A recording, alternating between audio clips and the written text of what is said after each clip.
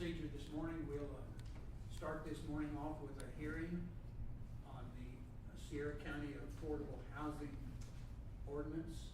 And then when we conclude that, we'll get going with our regular meeting. Is there anybody in the audience who wishes to speak regarding the affordable housing situation in Sierra County?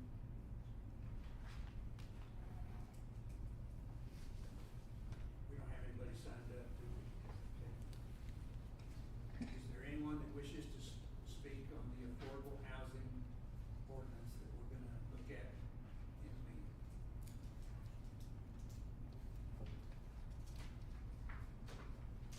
No one wishes to speak on the affordable housing, so we'll conclude the hearing and we'll go into our county commission meeting. Hope you had a wonderful Memorial Day. It's a somber remembrance of all those 1.3 million who sacrificed their lives to keep this nation free. And we pay tribute to them and appreciate their service and their sacrifice. We call the meeting to order for the commission. Teresa, would you do a roll call, please? Yes.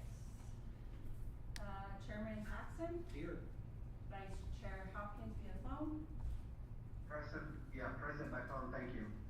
Commissioner Sandy Jones. Here. I'm here, filling in for Amy Whitehead, and we have filling in for Pato, Adrian Nance, and Amber Vaughn, County Manager.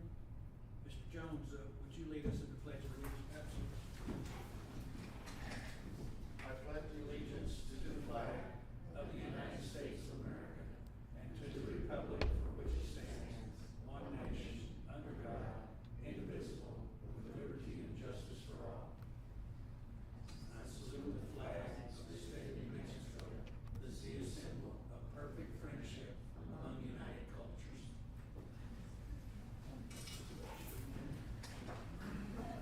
Thank you, Sandy. We have a fairly full gallery of staff, but not much public is here. I think we've got some. There is no public comment. Pass that on over to Teresa.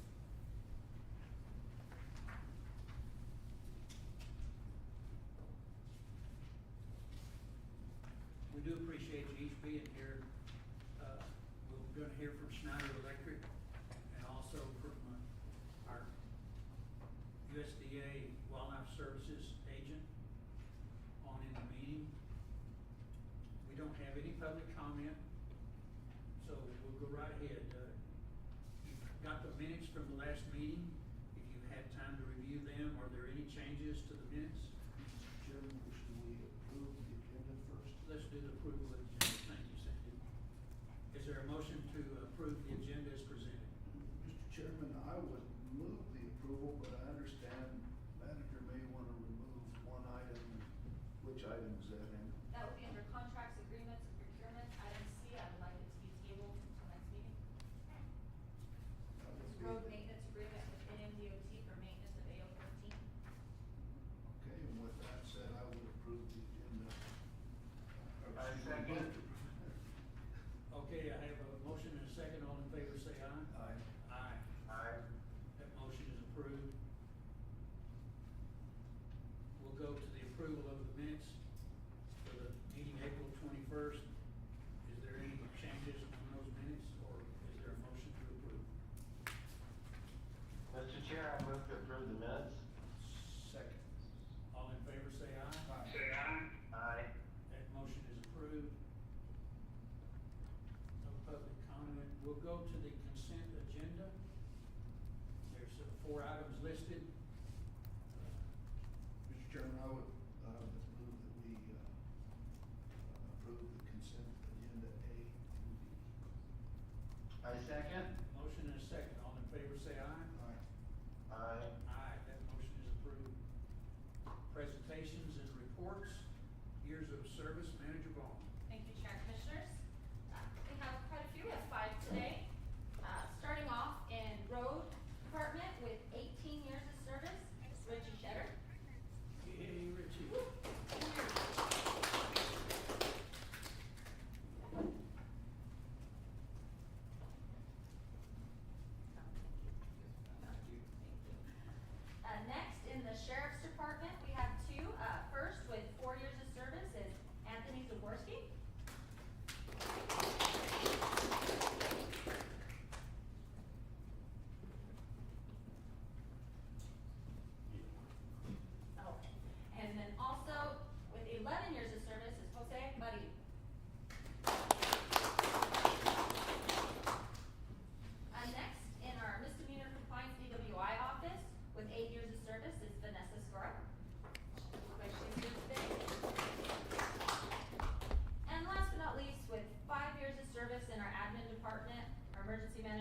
Ryan Williams with 5 years of service.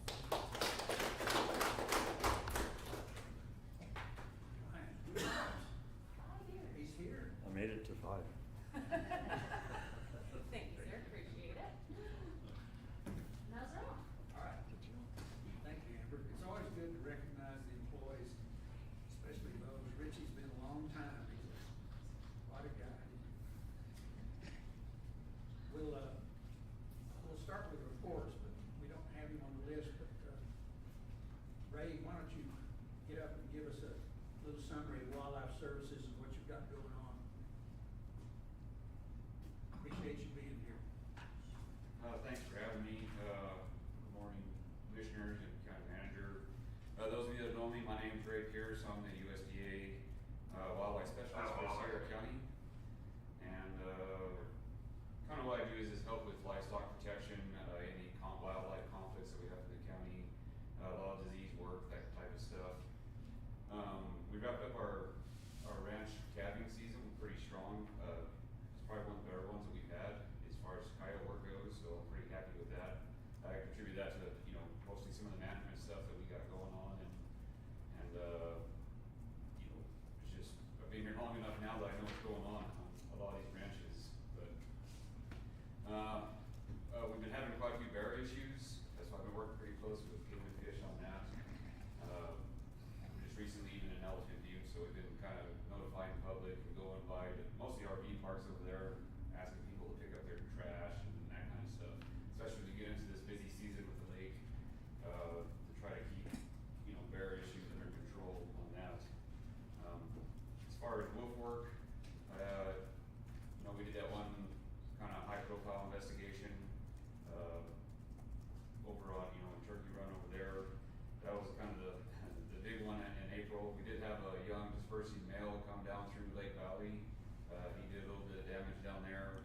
That particular wolf, we ended up hazing and moving him over towards Silver City, and now he came from Arizona. He made it all the way over to Lordsburg, and now he's about 40 miles south of Juarez, down in Mexico. So he'll probably link up with some of the wolves down there. I'm assuming he's been down there for about a month now. So, but keeping an eye on him, because if he comes back through, he'll most likely come back up through Lake Valley and Hillsborough and that type of country. So we do have established patterns in Hillsborough that I'm watching pretty closely. Of course, there's 5 hunt colors. The alpha female right now is dimmed up as far as I can tell, but we haven't had any issues with that particular pack of wolves in there. Current work, it's been really crazy on mostly urban stuff. A lot of coyote work. I had some of the most aggressive coyotes in town that I've had since I've been here, particularly in the Ray area. And then this weekend before last, on the state park, we had some campers with dogs attacking, that kind of stuff. So I'm working that real hard. I'm also got an open case on the Cedar Cove RV Park for a group of coyotes. That's where it was actually this morning. Attacking dogs, which this time of year is not really uncommon. I mean, coyotes breed and den once a year, so they're super aggressive right now. We get through about the next 4 months, keeping little dogs, kind of keep a close eye on them and that type of stuff, and we'll probably be okay. And then we'll move on to the next thing. Other issues that I've done urban-wise have been bats. That's normal this time of year too. They're migrating species coming through. It's mostly just a catch and release, but people mostly just call me with a single bat in their house. They feed real heavy, and then they end up on porches, and then usually end up through windows and that type of stuff. And then everyone's favorite, skunks. So far I haven't had to climb under houses yet this year, but I'm sure it's coming. It's early in the skunk season. So one of the big things since I talked to you last and gave a quarterly update is I've been working. We've always kind of worked with the Sheriff's Department on wolf work. I'm now working with the Sheriff's Department pretty closely with their animal control officer on feral dog stuff. So we've had some big issues in Ray area with feral dogs. And that kind of transfers over to a lot of livestock protection, because a lot of investigations I go on, actually coyotes get blamed for, and it's usually, or not usually, but a lot of times it is dog related. So we kind of did like a little interagency agreement type deal with them to, if we trap dogs or come across dogs or that type of stuff. So anything, of course, domestic that I catch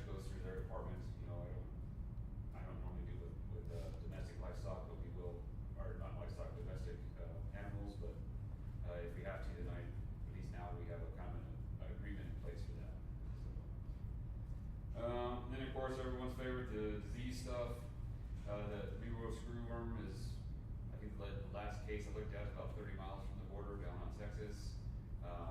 We are working with veterinary services on fly traps with that type of stuff, and I am sampling anything that comes to, that I come across.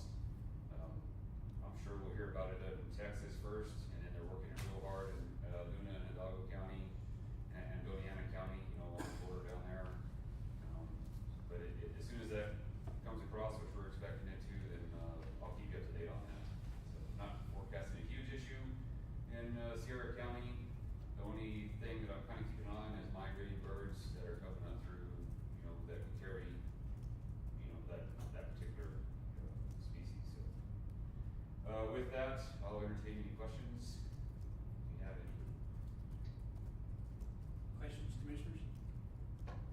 I've got a comment. Go ahead, Hank. I've received several phone calls on him, and we're very blessed to have him in Sierra County. He is Johnny on the spot. We appreciate you, Ray. I know that you received phone calls down at Array with some coyotes getting pet dogs out of yards, and I just want you to know how much the county appreciates all you do. Well, I appreciate that. That's probably one of the most aggressive pair of coyotes I've ever seen out in Array that we just had. They actually carried 2 dogs out of the yard. It was just a little different, a little more aggressive than I normally see. Well, thank you. Have you been able to collect them? Oh, yes, those coyotes, that was a one-night deal. They're so aggressive, I actually run decoy dogs just for that type of stuff. So I brought a dog in, and we ended up trapping the male at the house right there where he attacked the dog when we, on the front door. And then the female, we caught her with she basically came after our decoy on that, I don't know, 30, 40 yards from the house there. So that was a pretty easy slam dunk. I just usually don't have them that aggressive on pets. So Ray, has there been any incident of rabies in Sierra County? we had quite a few since I talked to you last. I don't believe I had anything new. So we are watching that pretty close, especially that fluoride, Winston, Hermosa, that type stuff. I am sampling for rabies as it comes across to go through our disease biologist.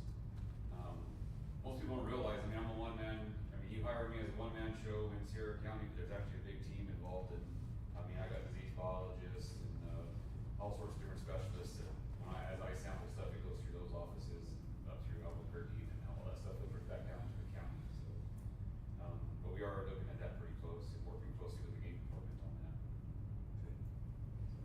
Anything else, gentlemen? Ray, nice to meet you. If you have a card afterwards, slip me one. But on aggressive coyotes, a few years ago, I had a coyote in my yard that wouldn't run off. And when I went after him, he turned and came after me. He didn't survive. But it Yes, sir. was Yeah. pretty interesting that as they get closer to town, and people don't realize that, the closer they get to town, the more aggressive they get. Right, yeah, the town coyotes, it's a whole different, we do a lot of livestock protection, and that's, we go in, we target usually it's normally an alpha male or female, the group, and then we're out of there. But when we come into town, it's amazing, well, one, they're so resilient and they adapt so easily to town. And, they kind of get used to humans as a food source, not actually as the humans themselves, but, with trash food. And a lot of people feed coyotes. I try to educate public this time of year. You see a coyote, they look horrible.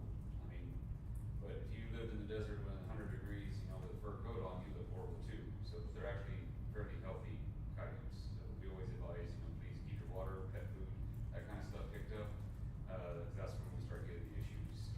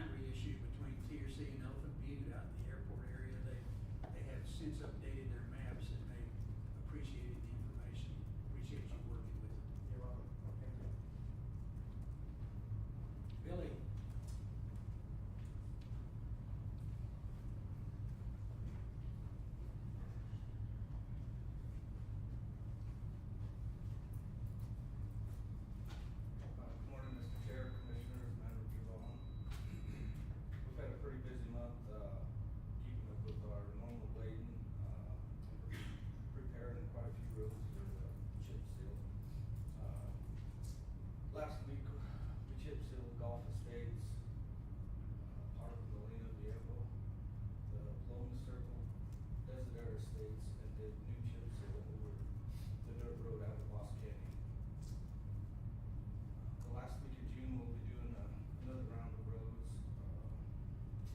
We attended Equipment Rodeo in Socorro. I took 7 of us, including Shane from maintenance. We competed against about 100 people, county and government employees for the most part.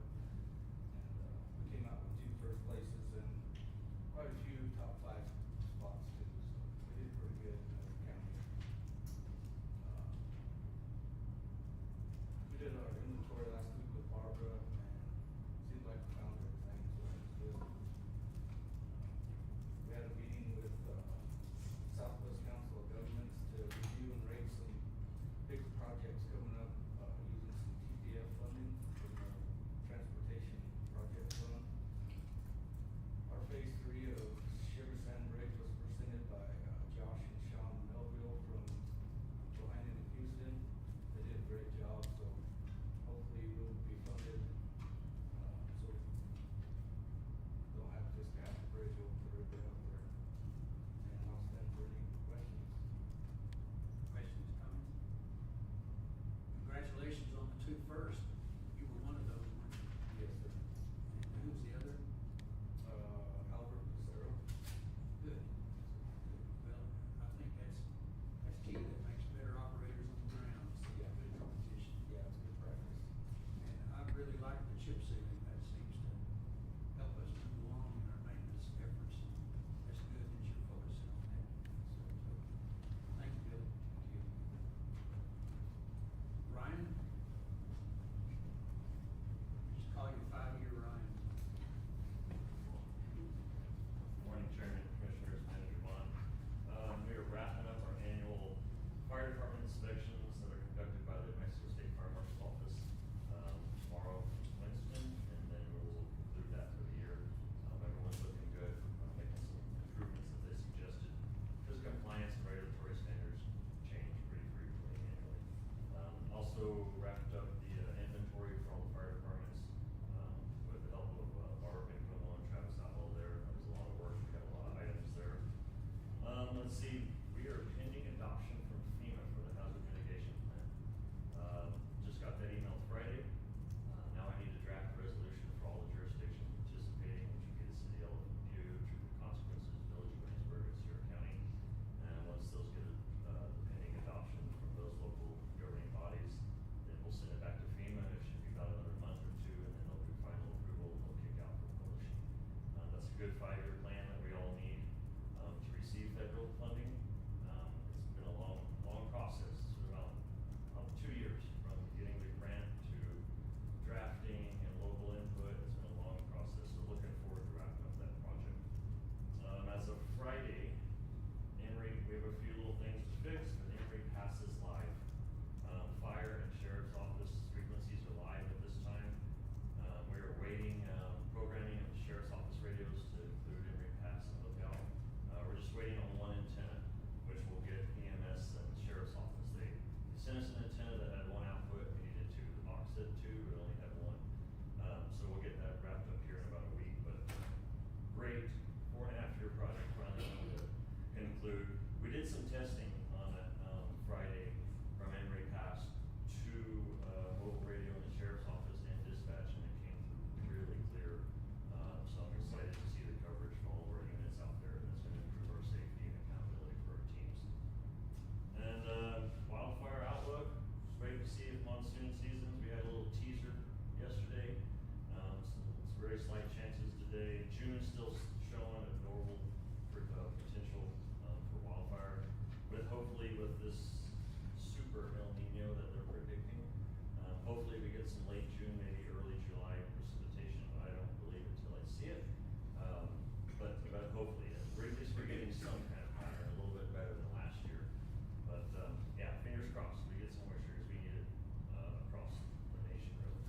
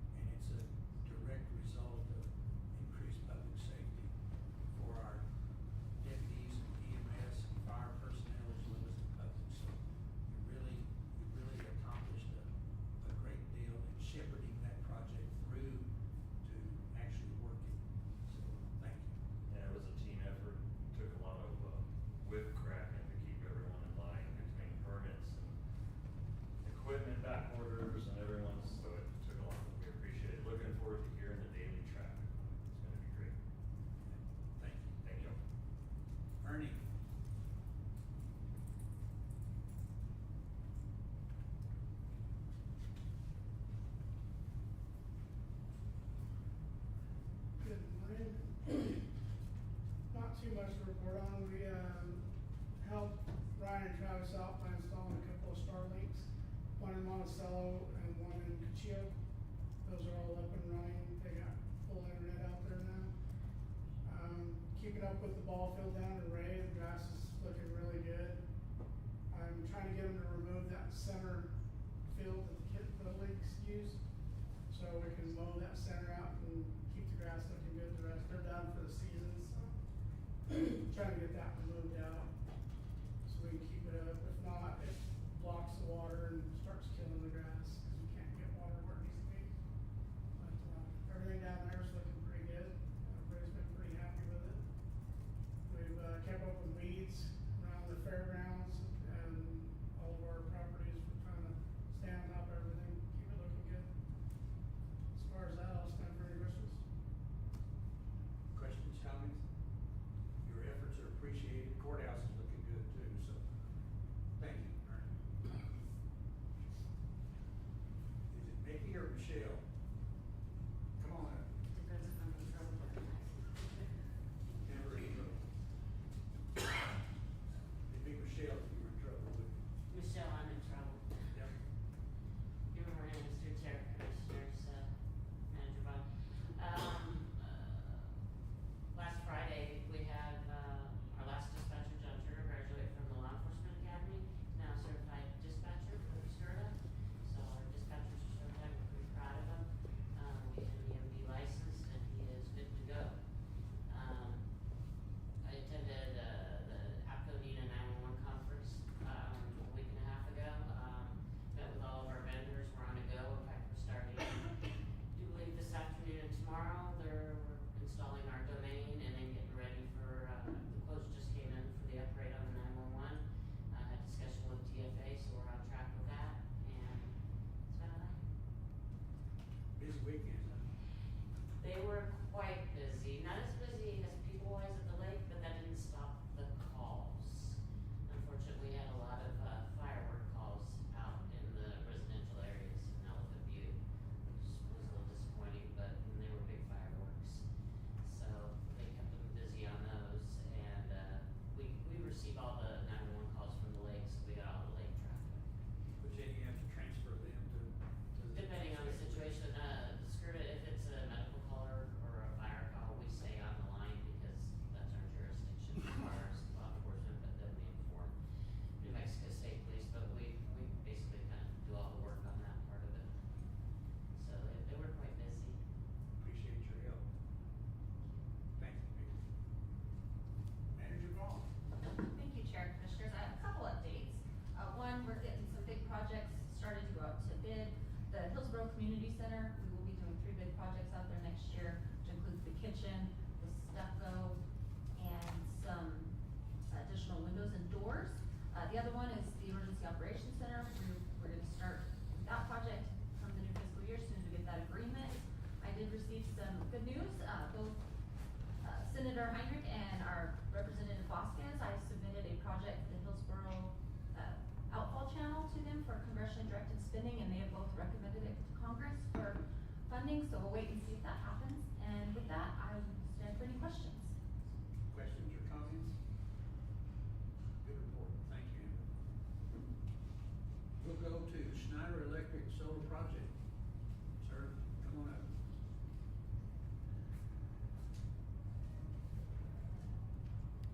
For the record, introduce yourself, please. Good morning, Commissioner, Chair, Paxton, Commissioners, County Manager. My name is Robert Pettis. I'm with Schneider Electric. And earlier this year, our company came out to Sierra County to conduct a at no cost facility assessment to be able to look at your facilities and the goals of finding any energy savings or potential for renewable energy projects. We also offer grants. We look for grants from the federal, state, and any rebates. So we'll be able to bring you all of those resources to you. So the presentation today is a result of our findings and the project that we are recommending for you to consider.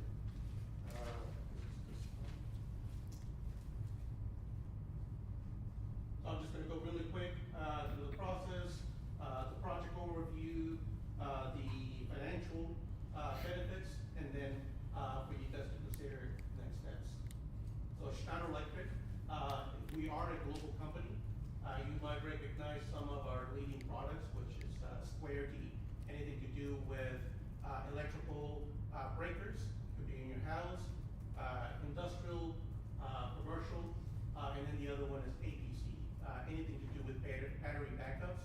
for your data centers or IT rooms. So you'll see, I mean, we're a large company, we like to say that we're the most local of large companies, global companies. So for the next slide, we have been working down the road from you guys with Luna County. We developed a project for renewable energy, mainly solar installations. We have 3 sites that we're currently working with them. The advantage there for them was we are in line to be able to give them, or be able to get them 50% of their investment through the ITC credits, the Inflation Reduction Act.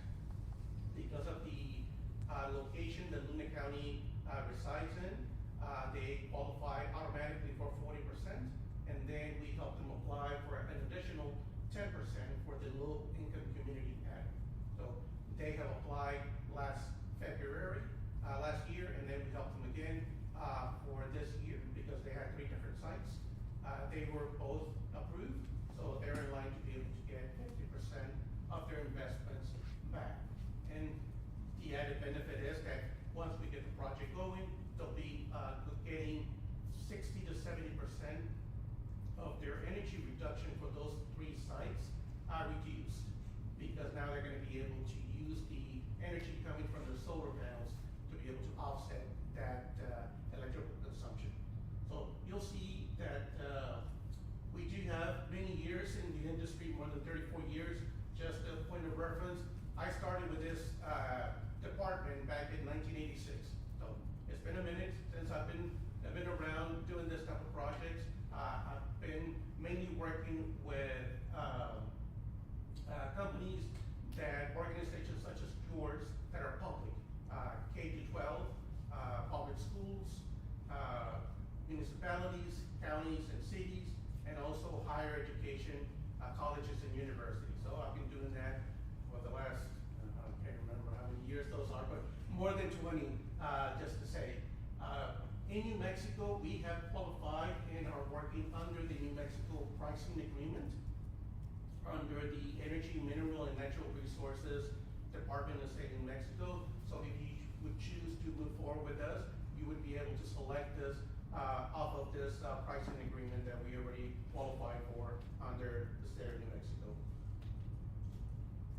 So here's just a quick overview of what we do. So with our company, the type of work that we do, we are trying to simplify and remove risk from our clients, in the sense that we do everything in-house. Okay, so we came out earlier this year with our engineers. We did a site survey of your facilities at no cost, again, to Sierra County, and then we came back together with the county manager and her team to be able to present our findings. So from there on, we would do the full design of the project. We will do the full implementation of the project with construction. We do hire local contractors when available, just like we've done with Luna County. But the full responsibility will lie on Schneider Electric. Okay? The type of projects that we do guarantee not only the performance of the project, but also the savings up to 25 years in the state of New Mexico. I told you about Emner. Emner also has a third-party review engineering company that will review all of our calculations, and then they will also come out and inspect the installations that we would do.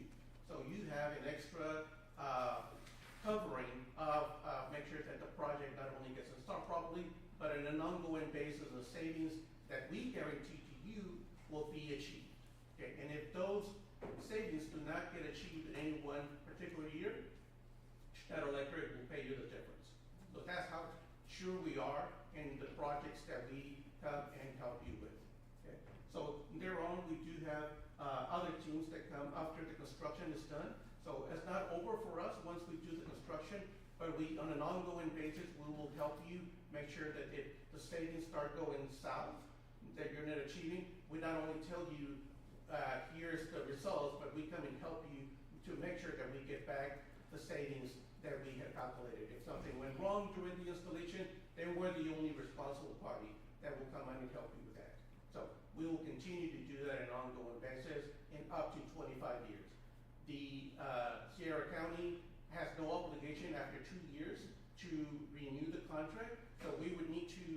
earn your trust and earn the value that we would bring. And then on a yearly basis, it would be a renewable contract, okay? So, told you that we came out with our engineers and we looked at, 3 different sites. Because of the current, ITC credit deadline, and again, I'll go a little bit further in, but it's coming up in July the 4th. So this administration has, sunset the, ITC credit, by July the 4th. So that means that we need to be, at least on contract and be able to have at least 7% of the project, invoiced and paid for, so that we qualify as an organization, or you guys would qualify as an organization, to be able to get the ITC credits, okay? So just really quick here, the scope of work that we're recommending for you to move forward first would be a solar carport / canopy here in the administration building, okay? We would also do anything to do with electrical upgrades. So we have looked at your electrical infrastructure here, and for us to be able to make sure that the energy comes in and be able to be offset from the energy consumed or produced by your solar, there has to be some electrical infrastructure upgrades to your current facility. So all of that is encompassing, okay? We also would do what we call a capital asset planning, where we would just be able to capture all of the assets of your facilities and give you not only a record of the current condition of that asset, but also a replacement value. And that asset would be anything to do with air conditioning, lighting, and it can also include your fleet vehicles if you have any county vehicles to be able to put into the system. So that gives you an opportunity to forecast a little bit better as to what your budget would need to be for the next coming years. And that will be part of this project. And it's just be able to do also resource advisory, client services. It's just an ongoing service that we want to make sure that you would achieve the goals that we promised you and we guarantee. We have a 94.7 percentage but a record that our clients achieve and exceed the guaranteed savings. So 94.7 of our clients are able to not only achieve but exceed the savings. So we are very careful on the savings that we tell you, because again, we are guaranteeing the savings and we'll back it up with a payment for you. So the next slide will give you just a visual representation of what the solar carport would be right outside your parking lot. So it would not only provide you energy production, but it will also provide you shading for your vehicles. Okay? So we would do everything from the installation of the carport, the underground trenching back to your meter, and then be able to work with your utility company to make sure that the energy that is being produced would be then coming in directly to offset the electrical for this building. Okay. Capital asset planning, again, as I told you, we would capture all of the assets and then be able to give you a report of what needs to get replaced, how soon. We'll give you a condition, and also we would give you an estimated replacement value. That way, if you say, hey, how much would it cost me to replace the air conditioning in this building? Well, it's gonna be X amount. Or, what is the current condition? Hey, the current condition is they're good, they've been well maintained, they're gonna last you another 10 years. Okay, well, good. At least you know what is your current condition of your equipment. And that could be lighting again, HVAC, and it can also be extended to your fleet vehicles. So for us to be able to capture the ITC credit, we needed to give you a budgetary number, and we're determining that on a not to exceed price. We have not fully developed your project yet. Again, we came out, we did an assessment of your facilities on 2 days being here, but we haven't fully designed, we haven't fully engineered your project. So we have not given you a fixed price yet. I will tell you, and this is one of the comments that I received from, if you know Chris Price, the county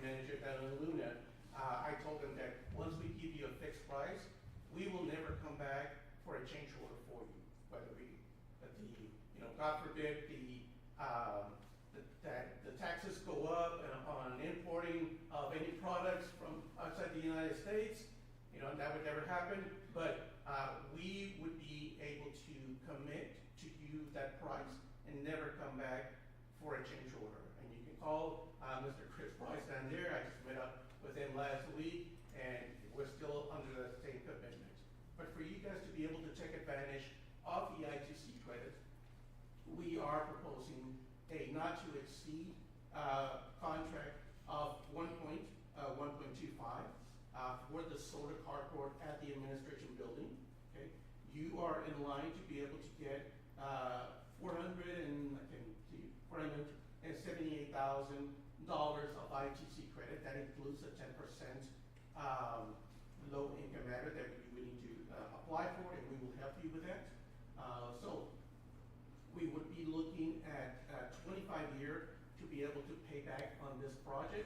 And then I think the last column, if I can just switch over. Yes, the last column would be the safe harbor percentage that Sierra County would need to be able to come up, before the July the 4th, and that's the $78,000, invoice that we would need to submit to you and be able to be paid before the July the 4th, deadline for the ITC, okay? I will go into the next one and then just give you an idea on the investment tax credit. So you are automatically, qualifying for the 30%, and because of the energy community, this is a map that the federal government, puts out, and you guys are either in or out. So you guys are in this energy community, so you get an additional 10% that you need to qualify for. The one that you would need to qualify for is the last one, the 10% low income, community, adder. And we already looked at your community and it does qualify, but again, you would need to be able to apply, and we would help you with all of the documentation as we have helped Luna County. So this is a direct provision, to the county.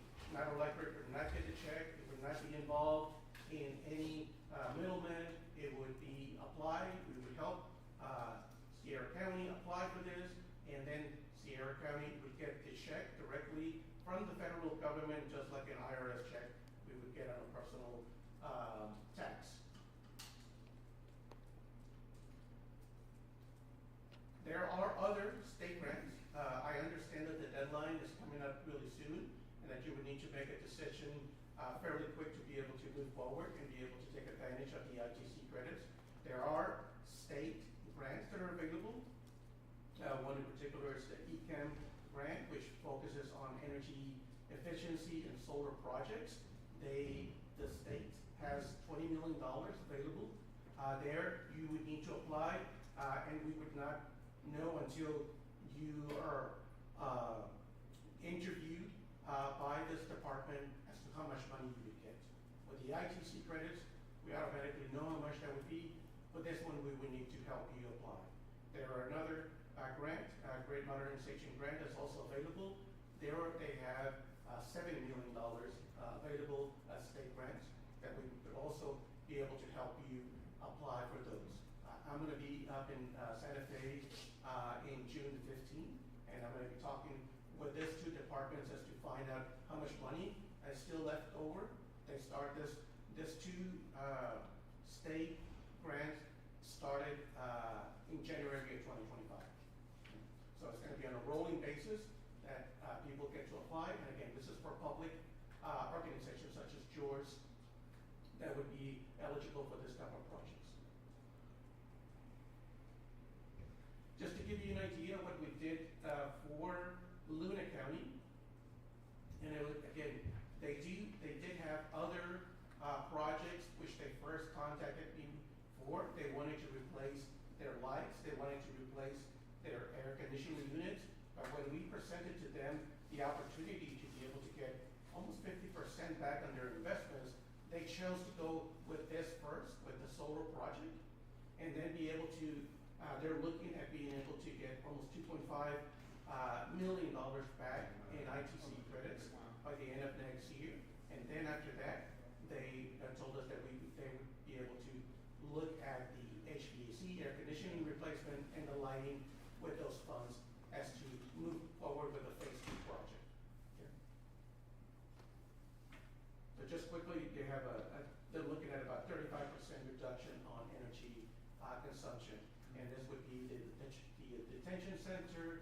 Starmax, and the, district court that we're currently working, there now. So again, just give you a quick timeline as what the, to be able to achieve this ITC credit. Again, for us, we can wait until next year, but the federal government has already put a sunset of the ITC credit to be July the 4th.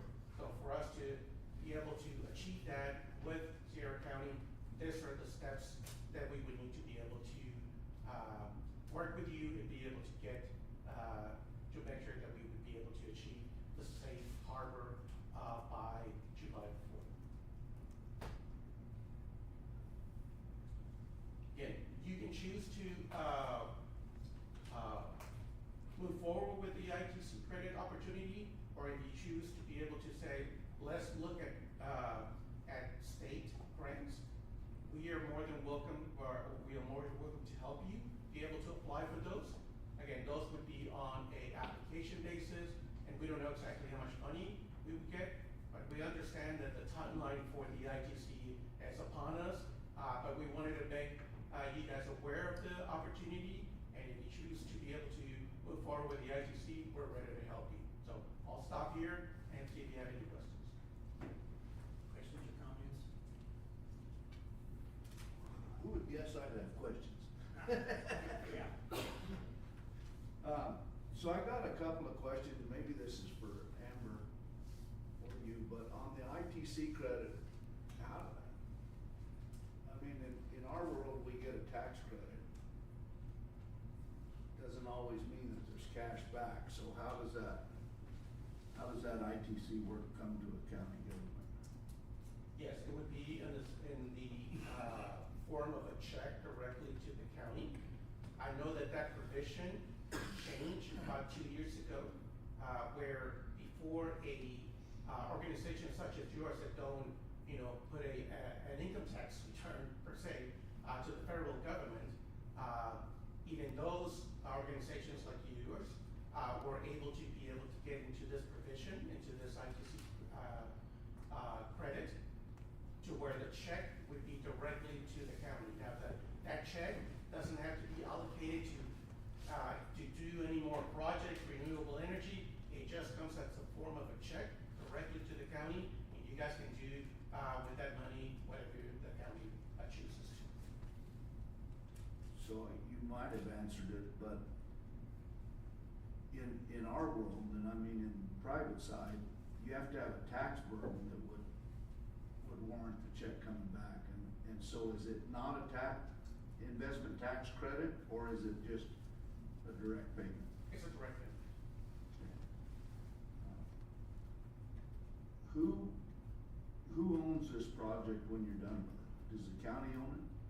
The county would be 100% owner of the project, yes. We would help you throughout, and part of those 2 years, we also have maintenance and repair for any thing with the solar.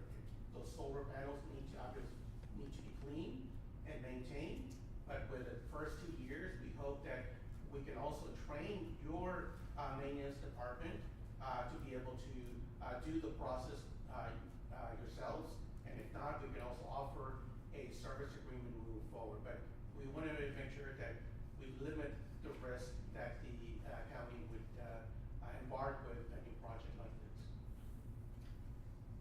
So, your proposal, you don't have a hard proposal right now. You need to do an assessment yet. So we did an assessment, okay, and because of the ITC credit deadline, we are willing to provide you a contract that says not to exceed. We can't just say, hey, we'll tell you later what this price is going to be. But to be able to limit the risk of the county, we're willing to give you a contract that says this is not going to exceed this price, with the hopes that we reserve the right to be able to come back and give you a lower price later on. But for the county to be able to look at a contract, we are presenting a contract that would say not to exceed So in your assessment, did you have any energy efficiency components to it, like lights and timings and that kind of thing? Yes, and that could be considered, for a phase two project, but we really, to be honest, we really concentrated on the renewable energy aspects, because one, we knew that the county was interested in it, and then two, the ITC credit deadline being so close, we wanted to make sure that we present first a renewable energy project, and then, if you guys choose to, we can come back and give you the pricing for the remainder of the energy efficiencies that we, found during our audits, which include air conditioning and lighting, of course. So could you go back to the dollar slide? Yes. I know how to do it. Don't get me to help you. There. And it's hard to see, so day one, if we entered into an agreement with you, how many dollars would we get at the contract? How many dollars would we pay you the contract? So the initial, invoice that we would send, and it would have to be paid by the county, is the last column there where it says safe harbor, which equates to about 7% of the project, which is the $78,000. Well, no, let's back up to let's just say that what's the total cost under this proposed contract here? I can't see that number up there. I Oh, assume yes, that's that sorry. first number. Yes, it's the 1.125. Okay. And then we get a ITC of 40%, is that what it was? So it's 50%, but we're looking at about 47%, because there are some items that don't qualify for the ITC credit. For example, it's the, servicing, the maintenance of the. Service contract. The service contract, that doesn't apply for you to be able to get, service. And that component is about 3%? Yes, there's that, and then there's also the 1.125. capital asset planning, so we, just to give you a good number, it's about 47%, which equates about $478,000. Okay, so, and did you have an estimated savings in there? Yes, the, savings per year is $10,000.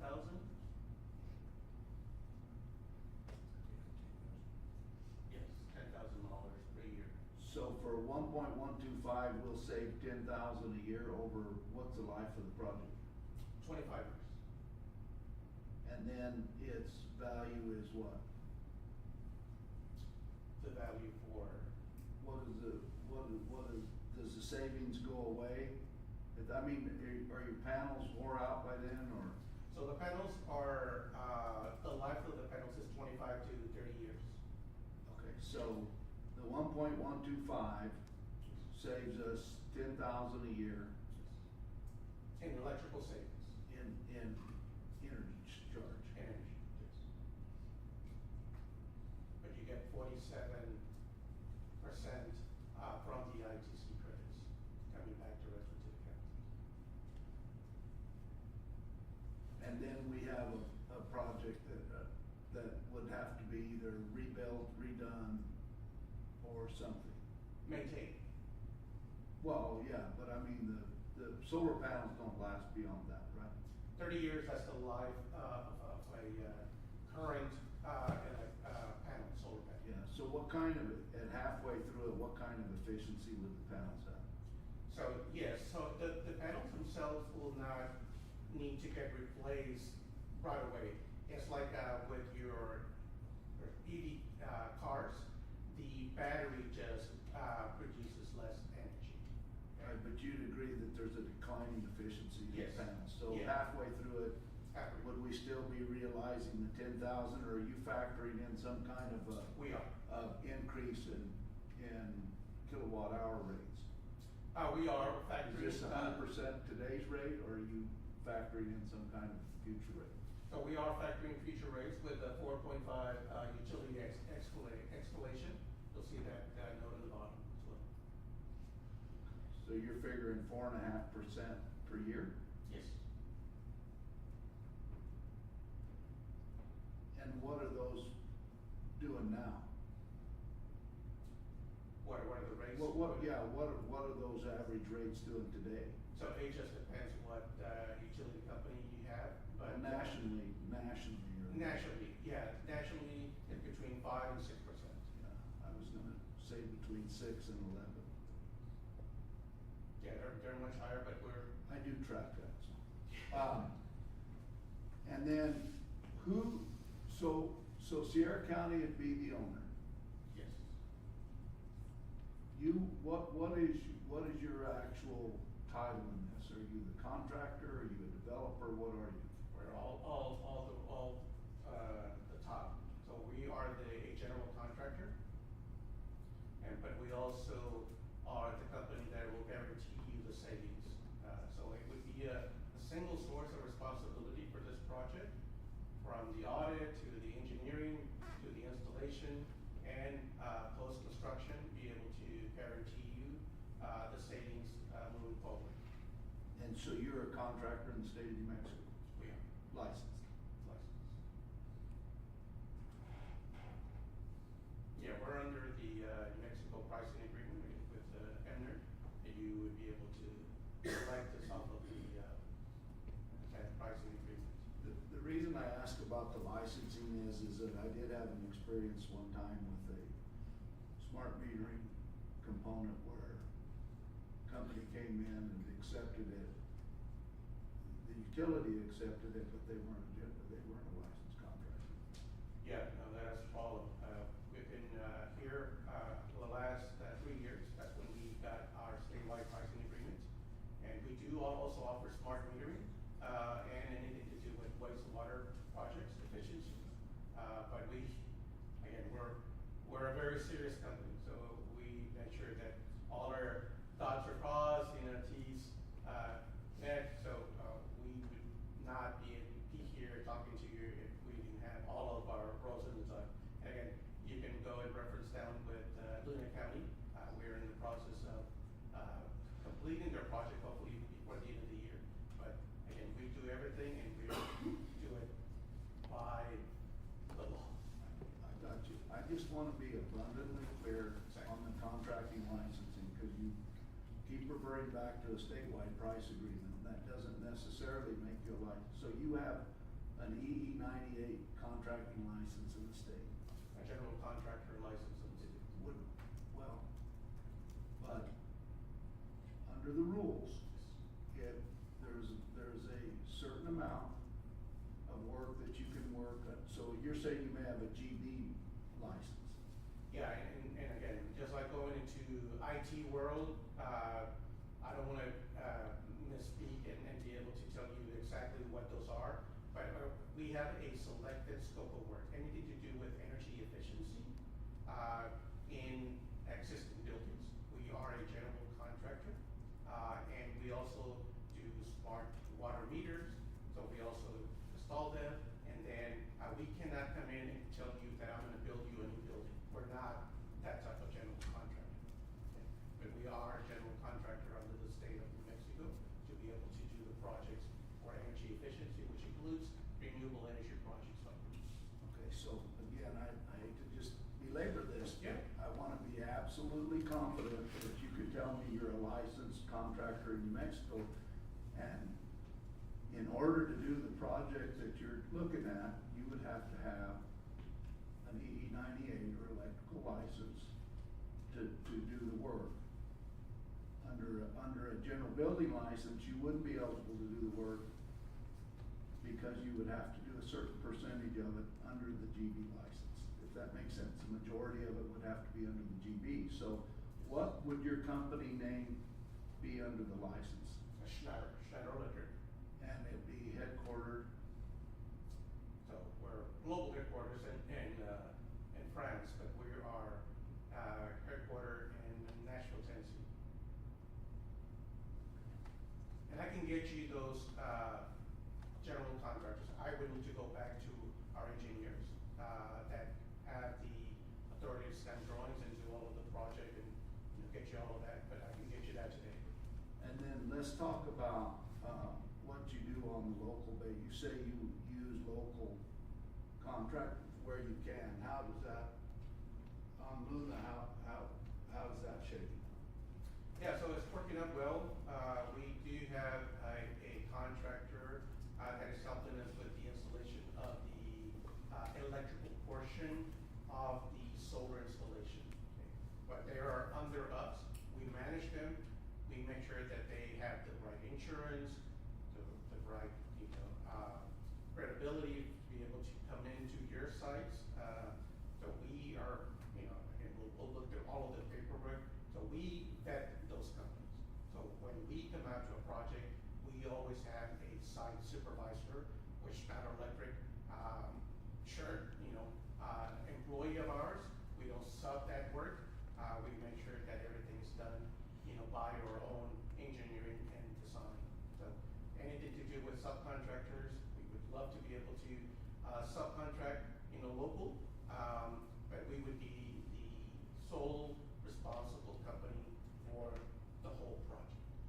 And so what assurance would the county have if we entered into the contract with you?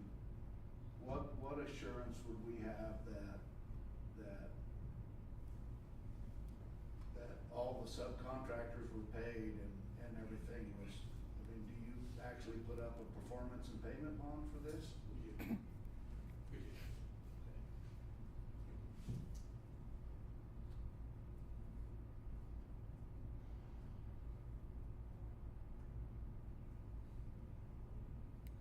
And is there any, in Tier C, and I don't know just how it works in the municipality, because you would be working through the city of Tier C electric company, correct? Yes, it would be for this, yes. I know you guys have different utility companies throughout the county, but, it would be with the city.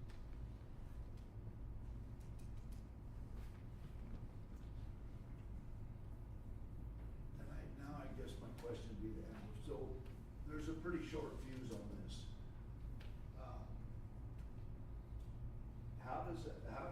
How does that work out with, it looks like we'll save something, maybe 10 grand a year. So Chair and Commissioner Jones, so what I'm actually recommending would, because of the tight turnaround, that unfortunately, I don't think that because we'd have to sign a contract for 1.1 million today, and I don't think that is feasible. What I'd like to do is put this project on an ICIP and search for the funding and have them help with grants to try to fund it. It's unfortunate that we'll miss out on the ITC credit, but just with the tight turnaround, I just don't see it being feasible at this moment. Yeah, and that was kind of what concerned me, because basically, we could theoretically write the check for the 1.12 and then have to wait for the ITC. I'm just not sure how that works, but. And we wouldn't necessarily have to write the check today for the 1.1 million, but we would have to contract for that 1.1 million. Right. And if we were unable to we would look for grants. If we were unable to get it, then the county would be on the hook for the 1.1 million. And I just don't think at this point that that's responsible to do for this project. But I would like to have this project on our horizon and look at different granting and grants to see if we could get it funded.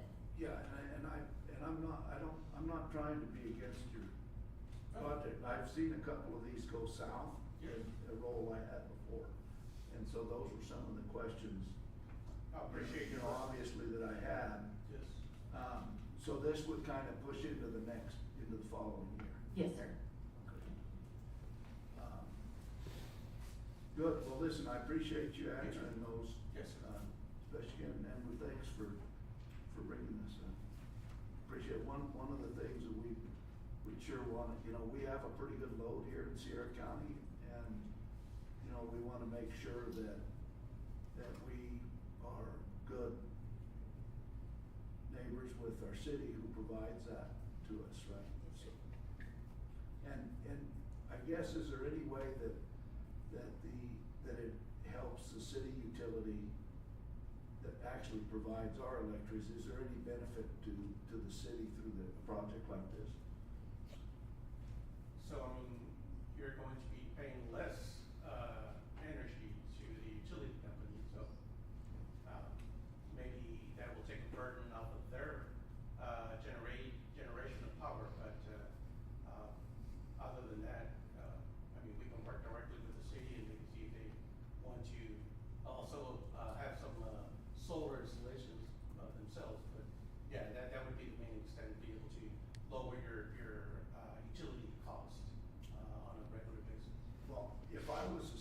utility, or if I was an investor utility, the one thing I wouldn't wanna do is reduce load, right? So, we're taking something away from our county people here.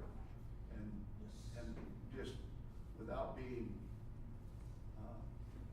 persnickety here, but we're removing capital from the county and sending it to France, is that where we're sending it to? So, you know, I'm not sure, you know, I think about those kind of things, and I think it's something that, you know, maybe the mayor of the city of TRC might say, hey man, you guys are taking money from us and sending it overseas, is that really the best thing a neighbor should do? So, I just think those are some things that we ought to kind of keep in the back of our mind. Obviously, the renewable stuff is a good program, I've worked with it a long time, and I really appreciate you being here, thank you, Mr. Chairman. Yes, sir. Well, with this solar power installation, we would be putting energy into the city grid, is that correct? So no, you would be offsetting the consumption of this building. Yeah, you're not selling the energy, to utility company. You're just saying, I'm gonna use my own power source to give power to this building. Okay. So, Mr. Chairman, it wouldn't be under a net metering type, program, it would just be, an interconnect. Yes, just for this. Yeah, it wouldn't push back through the utility. No, we would build your solar panel not to exceed 70% of your consumption. Right. Yeah, so we're not gonna overproduce, but then you need to start, selling it back to utility company. I will tell you that the rates that the typical utility companies are like 1/10 of whatever you pay. So it's not gonna be beneficial for you guys to overproduce and sell back to utility company. So there is no mechanism on a muni to net meter. It would only be on the cooperatives and the investor utilities, so the muni doesn't have a net metering program like that. I don't know of a muni that does. Yeah, we're just gonna be offsetting directly. That's why the solar installation is done per meter, per building.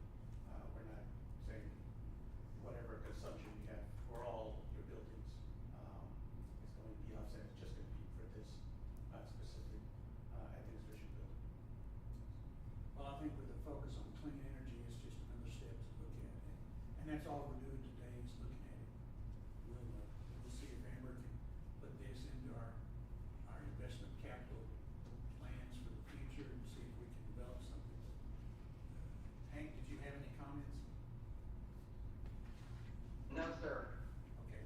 Robert, thank you very much for the presentation and for your time this morning.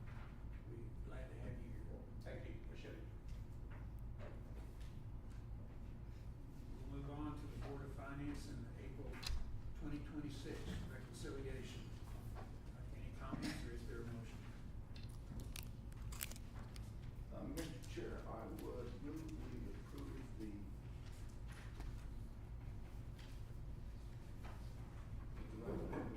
April 2026 reconciliation. That's exactly what I was gonna say, Mr. Chairman, well said. Is there a second? I second. All in favor, say aye. Aye. Aye. Aye. Motion passes. Thank you. We have no old business. We'll go to new business. Road closure request for Spaceport Authority. Amber, Sheriff? Thank you, Commissioner. We have a member from Spaceport here to present. Oh, Spaceport's here. Thank you. Good morning, Commissioners. For June, we're asking for a blanket approval. We have decreased the zone that we're actually doing the road closure for this month. We're only asking to be closing the road on Spaceport Boulevard, which is just off AO 13, as well as Lewis Road. But because of one sense scheduling, we're not quite sure if the dates we requested are going to be granted or if they're gonna be rescheduled. And with that, the only rancher there can go to Upland, right? Yes, So I think that's the only one affected, right? correct. Other than he lives in, it's okay. Okay.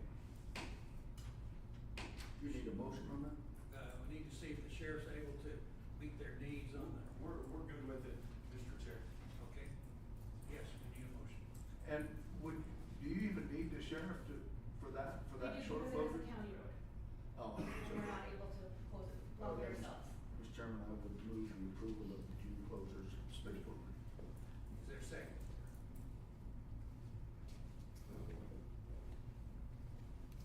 Hank, you want a second? A second, I'm sorry. I have a motion and a second. All in favor, say aye. Right. Aye. Aye. Thanks, Hank. Thank you. That motion passes. Thank you, man. Request for approval to purchase of a Fibbit air breathing air compressor for Array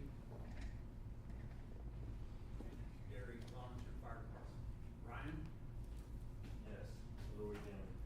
Array Dairy Volunteer Fire Department has requested to purchase this breathing air compressor that, we utilize to fill our air cylinders on structure fires and other related incidents that we have to have clean, breathable air. Just a little history for everyone. When I first started here in this position in May of 2021, there was only one breathing air compressor in this county, which TRC Fire had.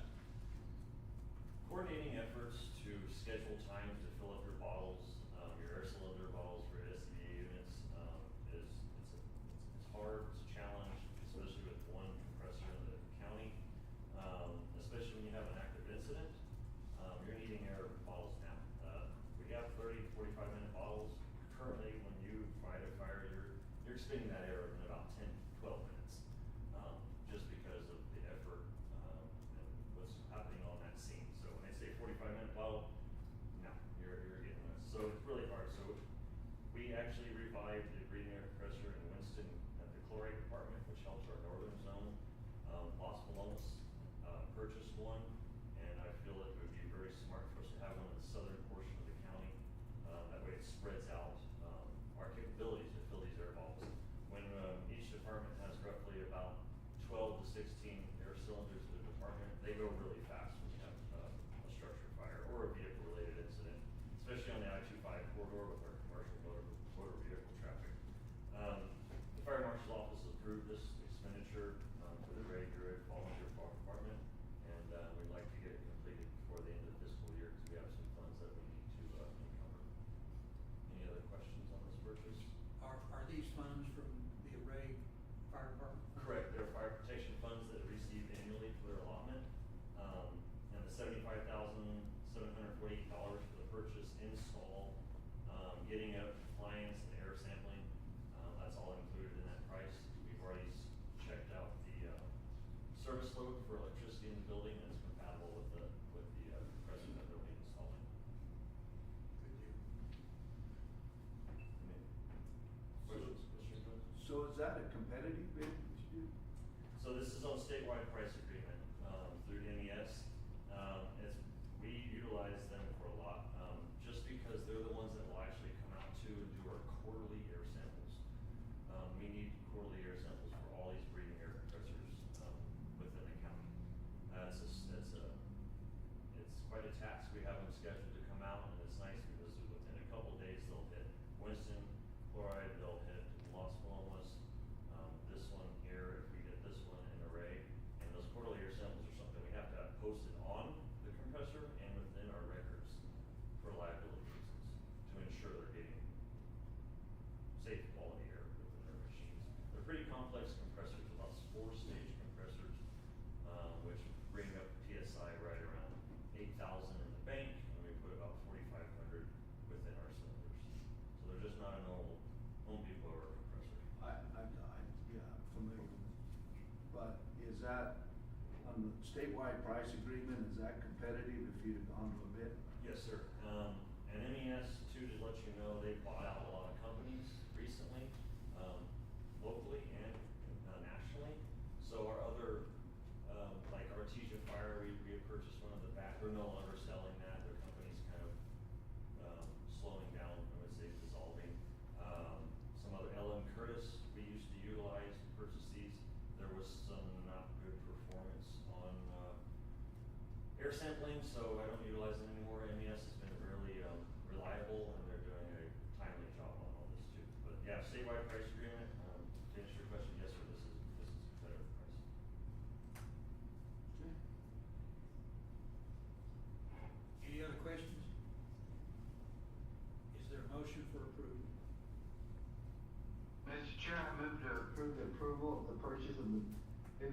breathing air compressor for the Array Dairy Volunteer Fire Department.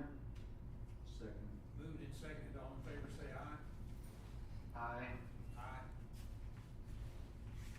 Are there any noes? Oh, I said aye. Did you? Must've been under your breath. Well, Okay. I signaled it. Motion is approved. Thank you. Thank you, Brian. Request for approval of Sierra County Road Department infrastructure placement permit. Manager Vaughn, Billy. Thank you, Chair and Commissioners.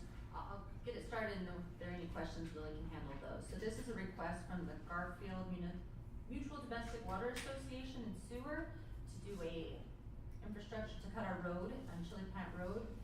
Length of trenching is about 6 feet, depth will be 36 inches. It's across approximately 1/4 of the roadway, it's for water line service, and they'd like to start that as quickly as possible, and it should take about a week.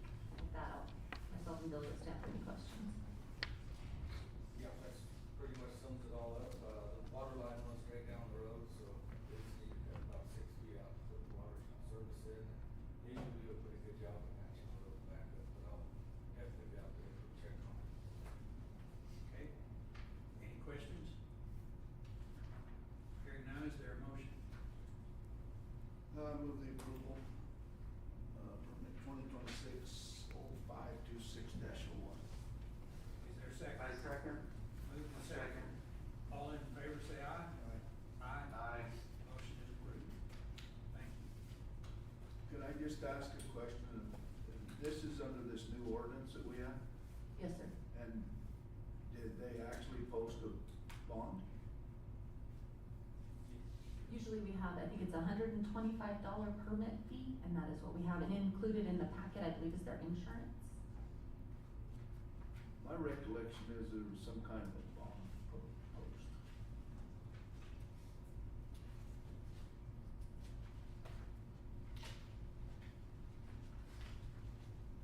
We don't need to belabor it now, I'll look at that, but that was one of, I thought I had an issue with that ordinance because of that, because they were posting some kind of a bond. I do think they did post something about the insurance, but Yeah, included in the packet is a certificate of liability insurance for them, for that work. Right, I don't understand that. I'll look at that ordinance. Okay, we'll move on then. Thank you, Billy. The County Livestock Loss Authority Joint Powers Agreement Amendment. Do you want me to initiate this? Yes, sir, if you would mind.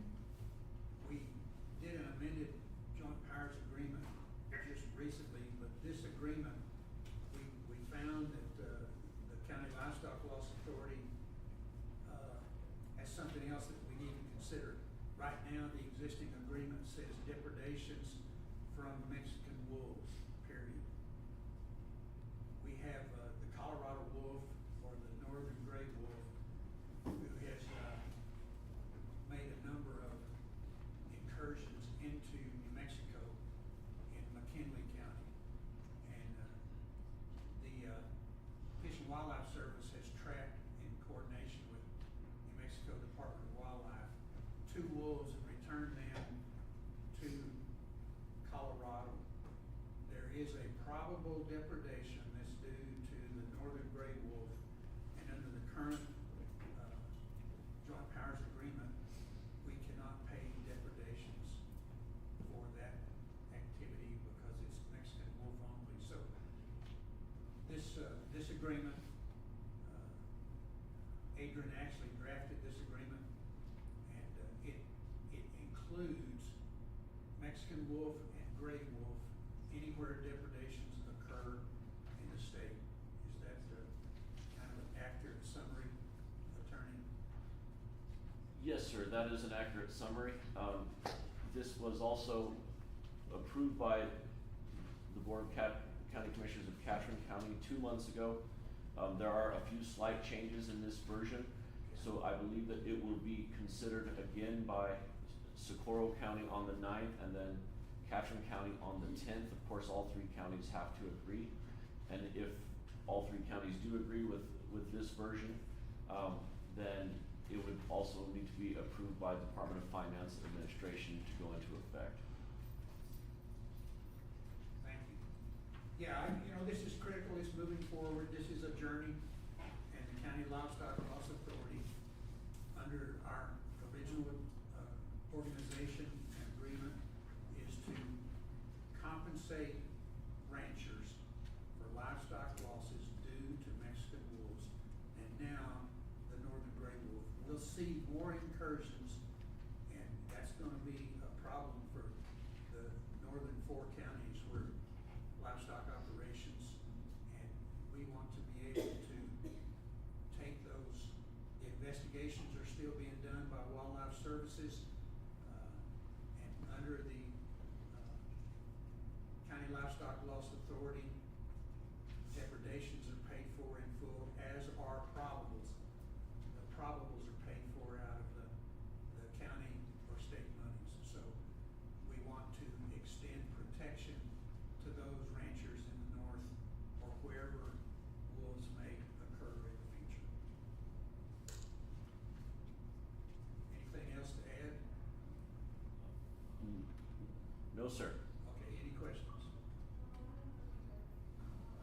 I have to have some questions. What, do we have any of these wolves here now? I just said that there were two wolves that came into New Mexico. There was a depredation for one of them. Those wolves were trapped and removed back to Colorado. Right, but not in Catron, Socorro, or Sierra? Where were they? They were in McKinley County. The County Livestock Loss Authority will pay depredations for anywhere Mexican wolves occur in the entire state. Any county in the state. But they will not pay for depredations that are confirmed or probable by the northern gray wolf. That's what this joint powers agreement amendment does, is it includes the northern gray wolf, but it's still anywhere in the state. Right now, the CLLA, if they got one in Roswell from a wolf that traveled across White Sands, the County Livestock Loss Authority would compensate that rancher for a confirmed or probable depredation. So our county livestock authority would pay them? Yes, So Sierra, Catron, and Socorro would pay somebody in Roswell? we have legislative funds that we got $3 million that goes into effect in July. We got $1.5 million 3 years ago from the legislature. They are entirely for payment of depredations and other things like indirect and direct damages. Yes, But that's only these three counties? that's because that's the organization at the present, which can change. Grant County has petitioned to be a part of the CLLA, but under the JPA, it requires an odd number of counties. So there are 3 counties right now. Grant is wanting to come in, but it's gonna require another county to join in order to include Grant County. It's 3 right now, it would have to be 5 or 7 or 11 or whatever as the wolf population grows and spreads out. So do we go to, as an example, have we, of the 3 counties, have they gone to some other county in New Mexico to investigate a wolf? Oh, yeah. Yeah, they're, Where? well, Valencia County, McKinley County, Baca County, Lordsburg. Grant County has had a dozen or so depredations. That's why they sought to join. But the CLLA pays statewide for confirmed and probable depredations due to Mexican wolves. Any place they occur. For Mexican wolves. What this JPA does is include northern gray wolf or Colorado wolf.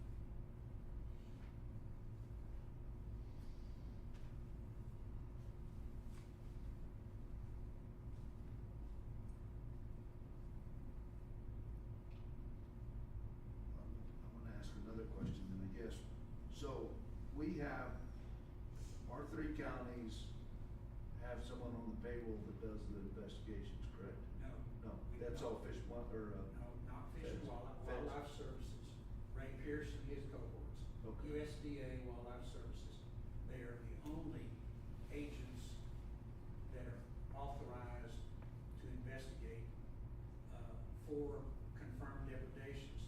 We do get, it's $90,000 this year from the federal government for depredations.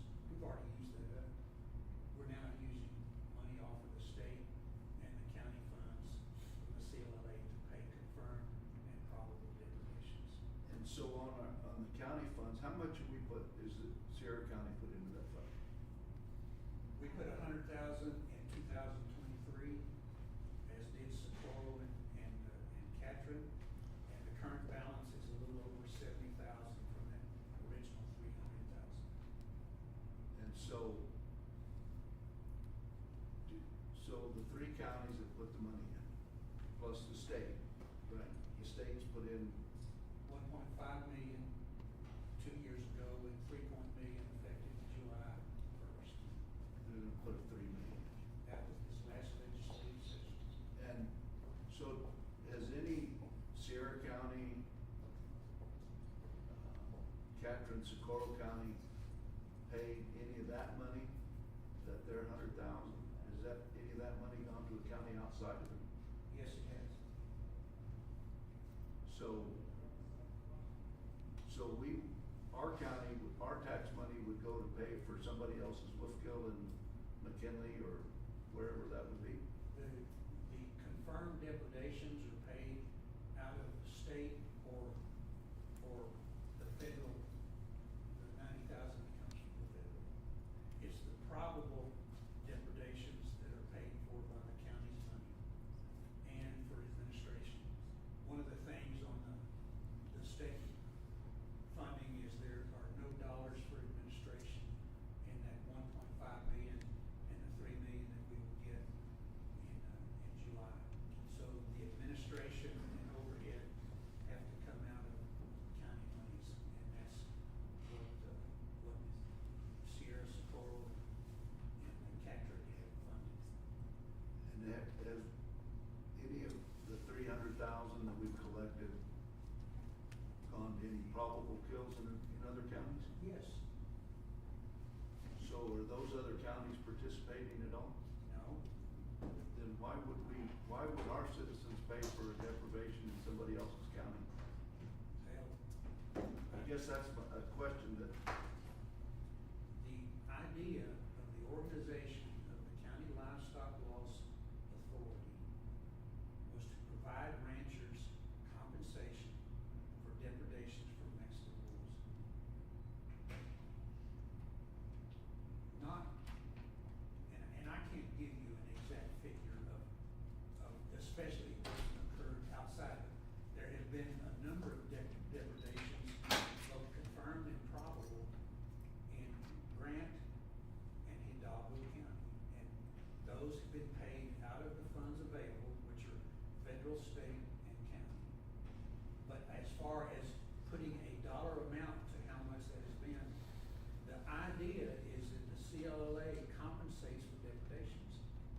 Our rangers totally and fully support that and have not only received compensation, but it keeps the livestock industry solvent by providing compensation for depredations wherever they occur. And that was the charter that was developed and approved in February, I believe, of 2023. For the joint powers agreement.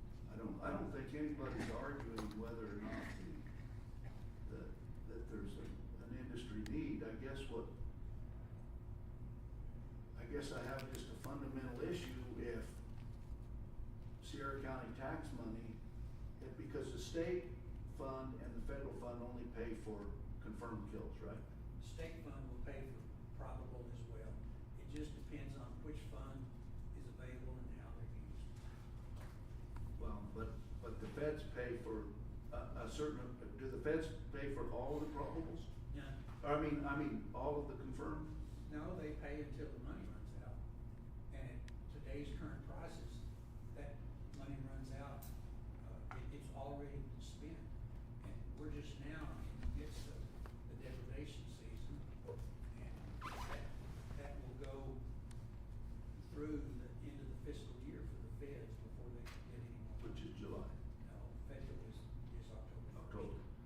And so how much 90,000, but it's going down because there's, 8 states that get, $3 million and split it between the 8 states from the federal funds. The federal government has been held to task, and a lot of the efforts of the New Mexico cattle growers is to make the federal government pay the actual cost of depredations. They're not there yet. That's a funding issue with Congress. Yeah, I mean, it's a federal issue.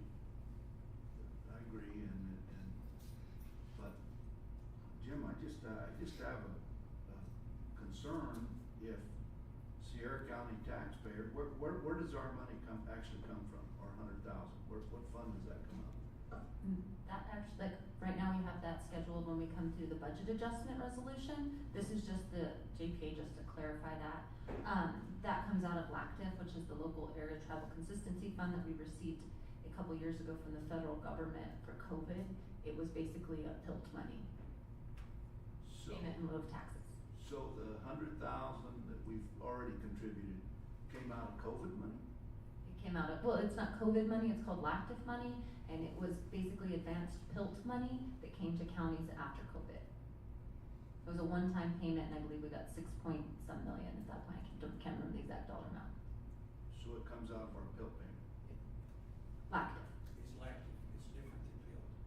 Well, what is But it was based on, the PILT calculation, but it was money that was set aside during, COVID.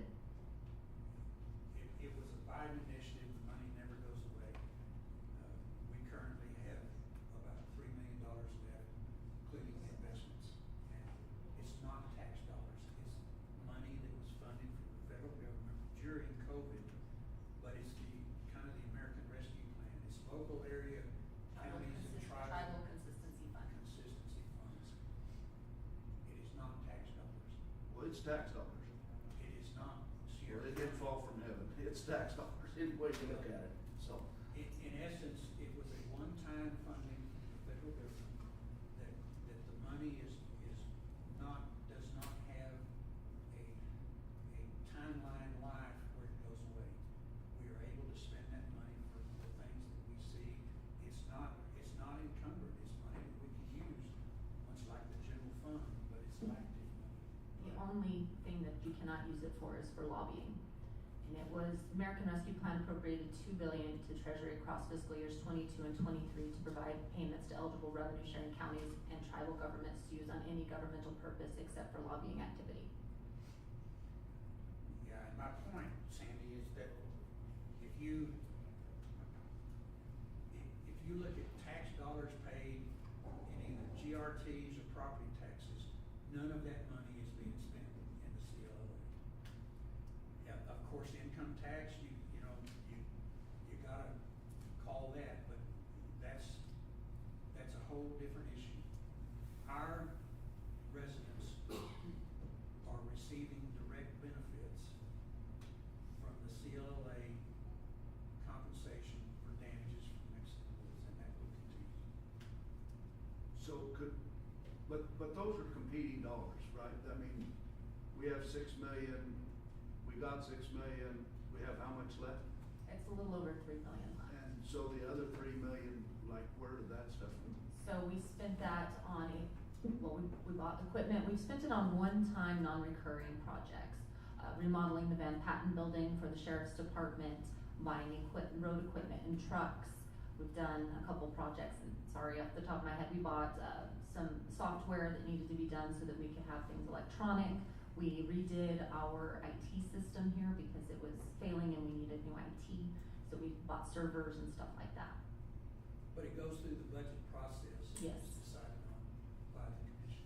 No, I got that, I'm not arguing that point. What I'm trying to figure out is, we use that money of the 6 million, we use that to do infrastructure issues for the county, improvements to the county, those kind of things that PILT money normally would go to similarly, right?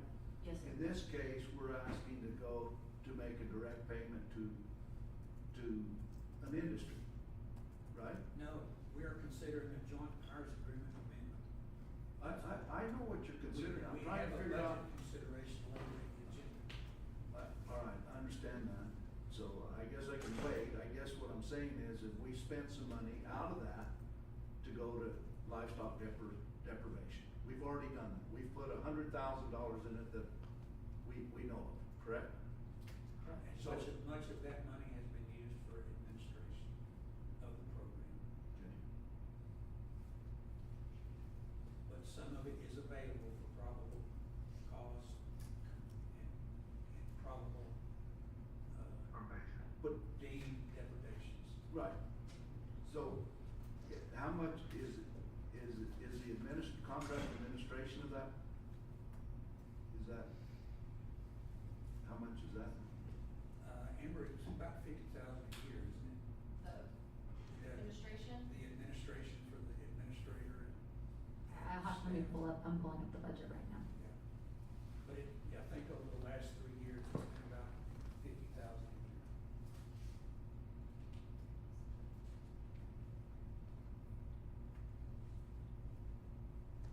So in your pack, I believe behind the CLLA budget adjustment that is in there, there is a sheet in there that has, some expenses, staffing, legal representation, the website, postage, and travel per diem. And then there's also some, sorry. There's some different budgets in there on cows and what they're anticipating the numbers to be. This was the information that was sent to us by Deborah Mollard, or from Jim to Deborah Mollard on their request for the $100,000. There's also a letter in the packet, I believe, that kind of explains what they're requesting. I can read that if we need to.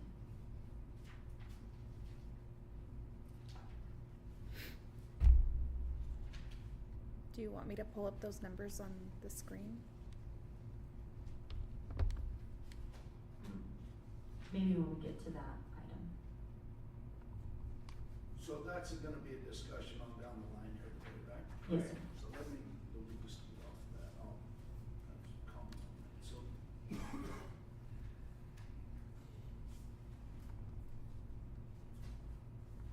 And if it's my understanding, Jim, if I may, this is just to amend the JPA to add the different type of wolf. Okay.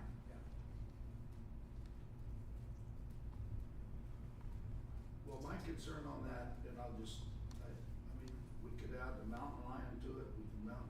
No, we all kinds of can't. things, I guess, but. No, we cannot. It's only Mexican wolf. This amendment makes it Mexican wolf and gray wolf. The other predators have never been included in the charter for the County Livestock Loss Authority.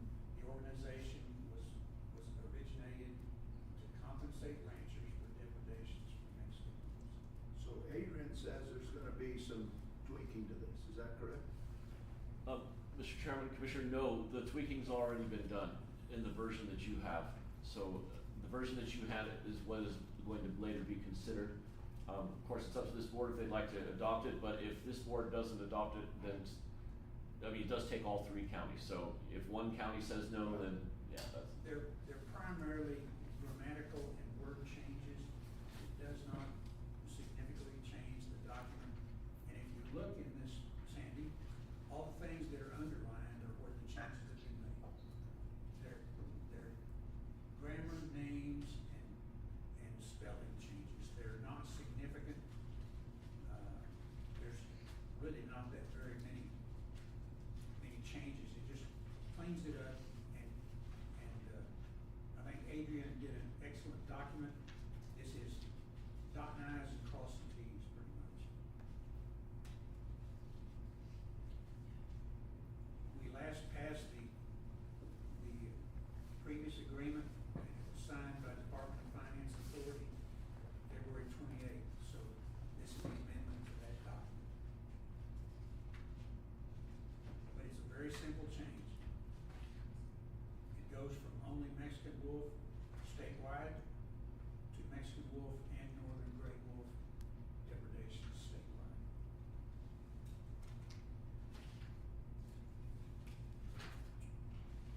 Okay. So is there a motion to approve? Mr. Chair, I move to approve the CLLA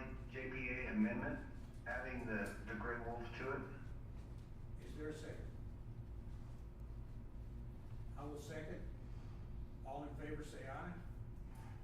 Aye. Aye. No. Any opposed? One no. Thank you. Hillsborough Community Center Management Agreement. Amber. Thank you, Chair and Commissioners. So this is the agreement we have with the Hillsborough Community Center Group to maintain the Hillsborough Community Center.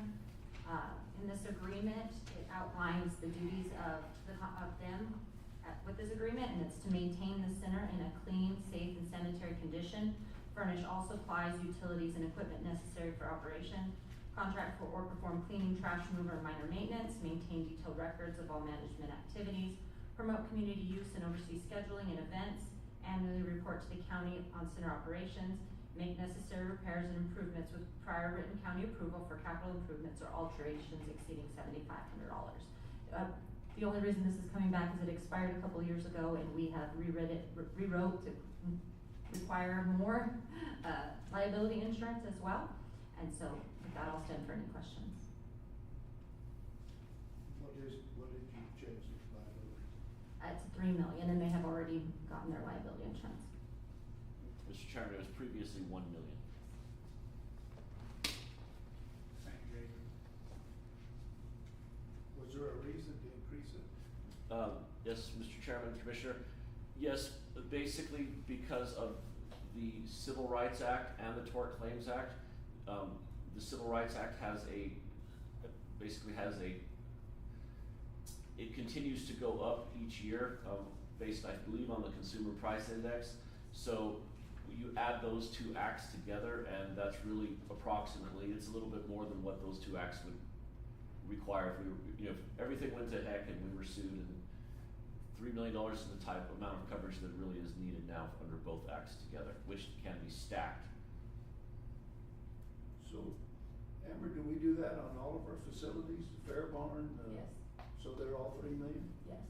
So if I go rent the building for a week, it's $3 million? No, not for renting, for managing it and running it. For managing and running it?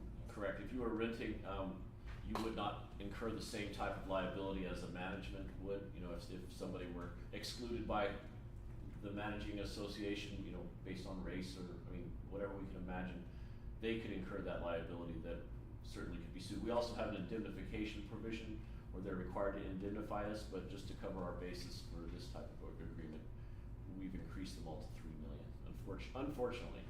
$1 million just doesn't go as far as it used to. It's just not $1 million anymore.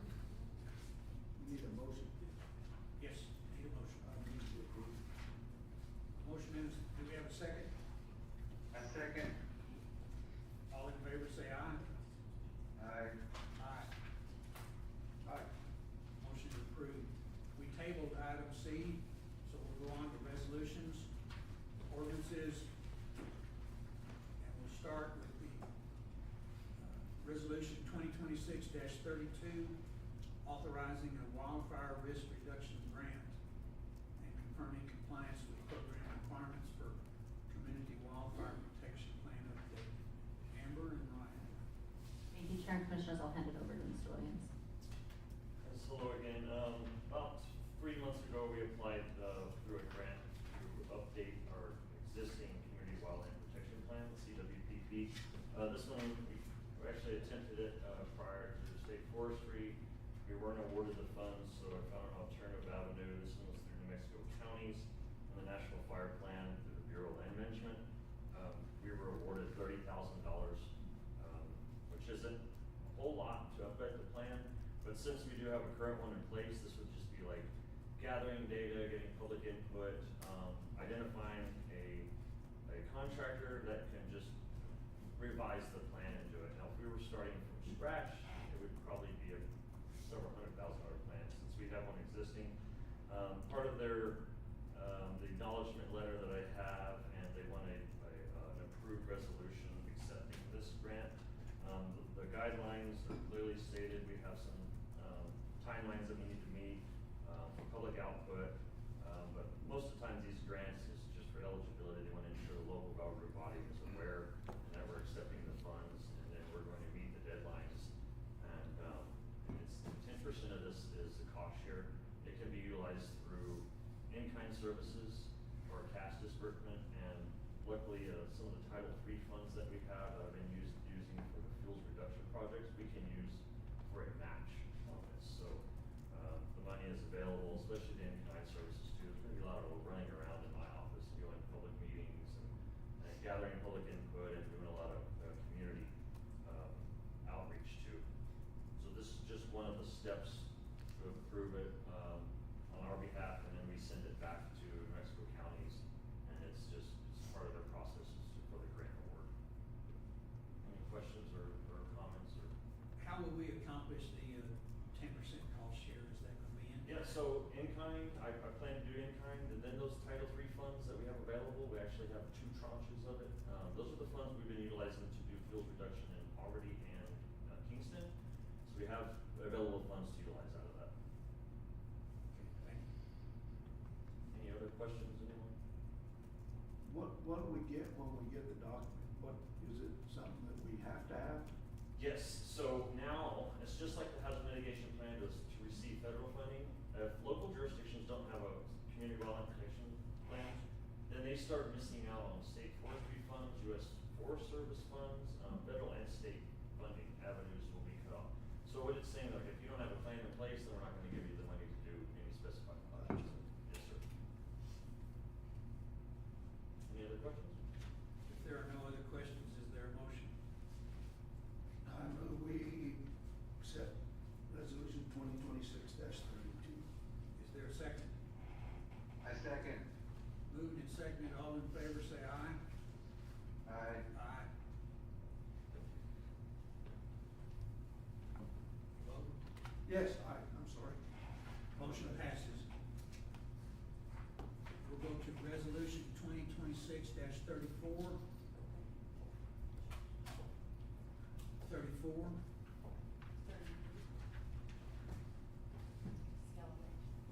It's actually number 33, it's just swapped.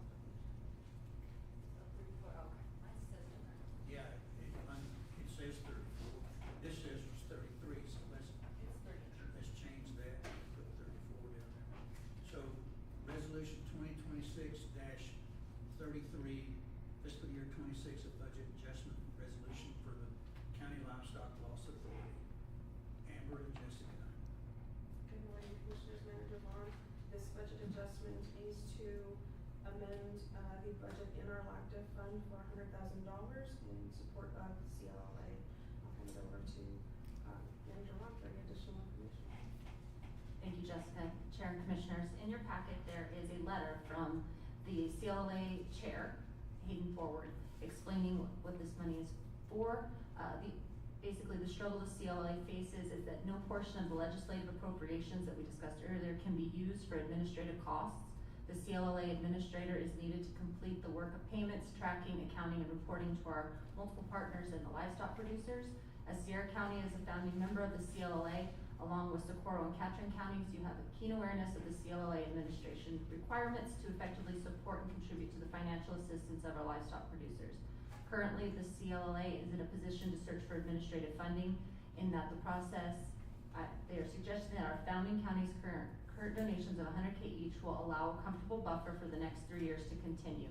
During these upcoming 3 years, the CLLA board will pursue additional channels to fund the important work the CLLA accomplishes. Attached, you'll find accounting of our past year's expenditures and revenue resources.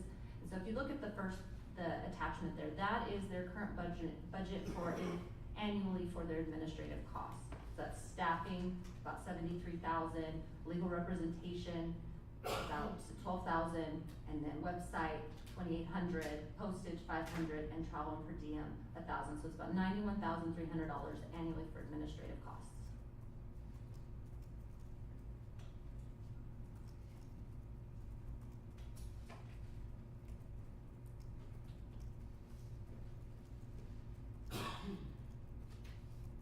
Any questions? I guess I'm gonna ask, I thought you were talking about 50,000 earlier in administration cost, but, That was in previous years. okay, so it's gone up. Yeah, we actually had the administrator here until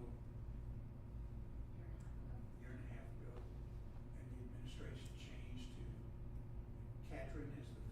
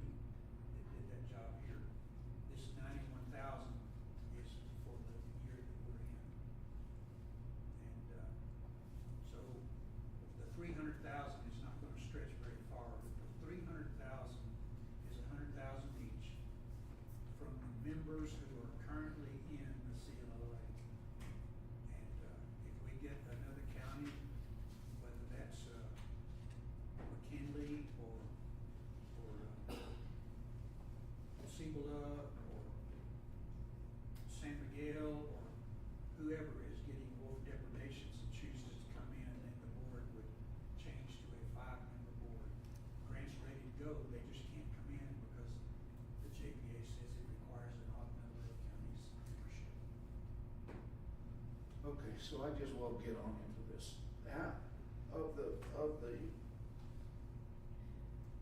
Of the non-confirmed kills, let's just say all the kills. What percentage is in Sierra County, what percentage is in Socorro, Catherine? I'll call on Ray Pierce. Do you remember how many investigations we had confirmed and probable last year? It was about 9, wasn't it? Off the top of my head, I couldn't tell you, but yes, sir. With Catherine County, of course, being the largest, it's Socorro and then us. And then we've had 3 so far this year. I believe so. But we're still early in, We had a probably spate of jinx them. that for me, go. Yeah, we had a spate of them in 2023. We had like 12 in 23.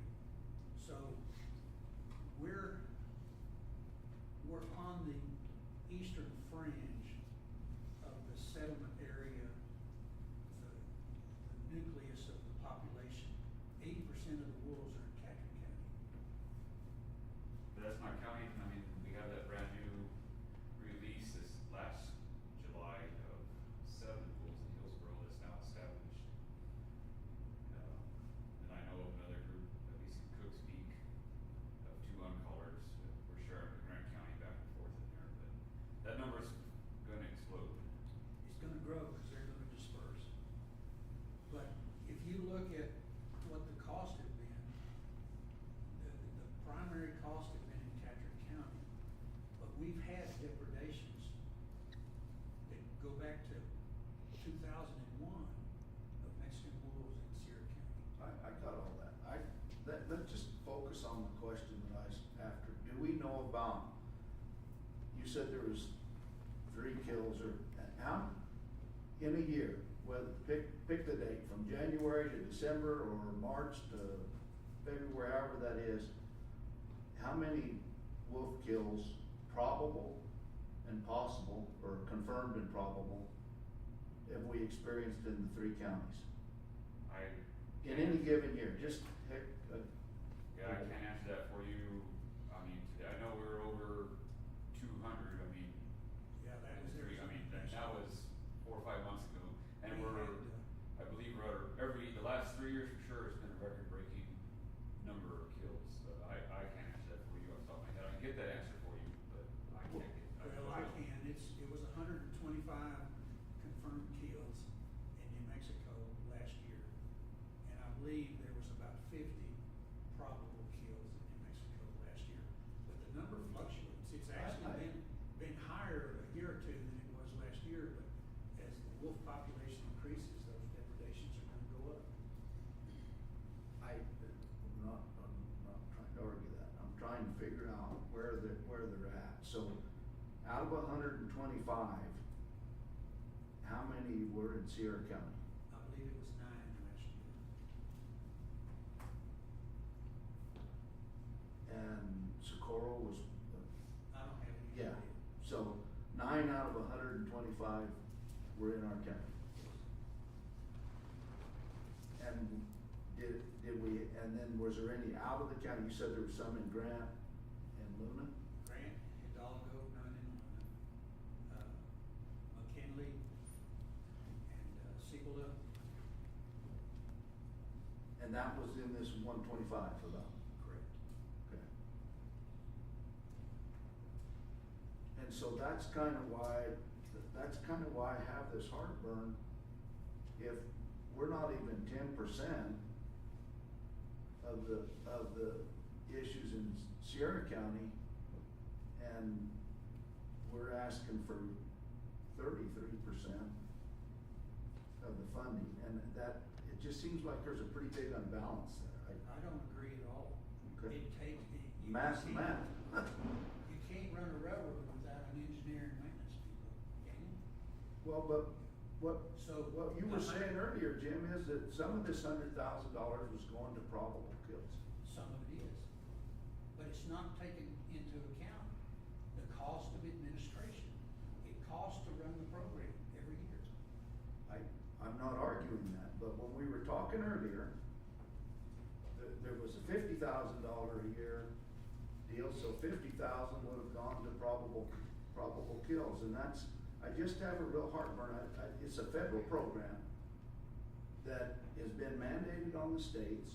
We can't seem to break it, but yet we're asking our local citizens to make private payments to industry people. Why don't we start making private payments to R2 for the fuel going up?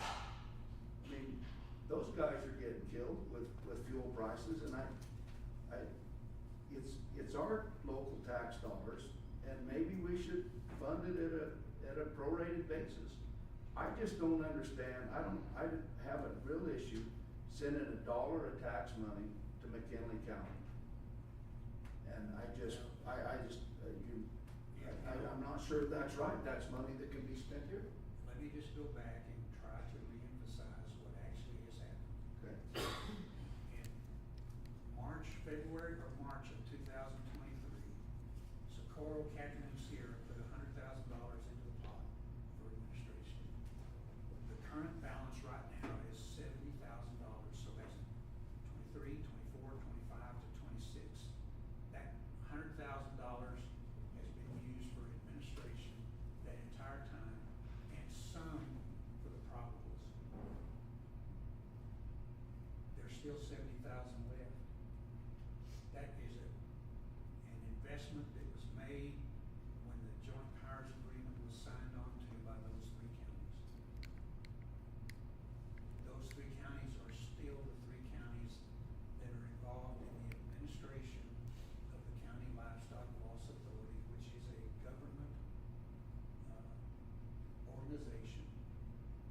And the legislature gave us $1.5 million, and that has been used and has been expended. And then July 1st, there will be $3 million, less $500,000 because Representative Nathan Small wants to do a study on economic impacts of the wolf on the ranchers. So $2.5 million basis. I'll do it for about 10,000, cause it's a pretty big loss to the ranchers. I don't think you need the $500,000 stuff. Well, I don't, Nathan Small put it in there, so you can negotiate with him. I don't negotiate with it, but, so we know that if we're getting $3 million from the state, and none of that can go to administration. Not a penny. And that's George Munoz. He made sure that that was in the appropriation, both for the 1.5 and for the 3 million. Senator Munoz.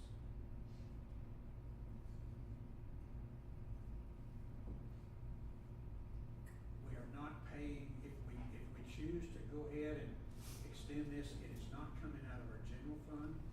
It's coming out of the elective dollars that we have that are unrestricted except for lottery. Well, you could say that, but those dollars are competitive. We've got a bridge south of town that needs money. We got places where all that money can go. We got roads, I can think of 100 places where the money should go. That is a benefit to a large portion of the county. And again, and I'm not gonna say you're right, I don't think you have me on this, but my issue is if less than 10% of the issue is in Sierra County, I don't think that we ought to be paying 30% of the bill that doesn't even go to just the 3 counties that are in the CLA. If we're sending money to Senator Munoz's county, maybe Senator Munoz ought to pony up some dough there. I don't know. Well, that's above our pay grade. It certainly is, but it's not above my pay grade to say that we should spend money in this county, at an equitable basis. So I will say that, and I just have heartburn over it, and I appreciate the program. It's a federal program. We haven't won a single lawsuit over there. We've spent county money fighting lawsuits over there. The lawyers get the money, and we've had nothing happen. And I don't know what the answer to it is. I've been in the ag industry like a lot of people have. It's a problem.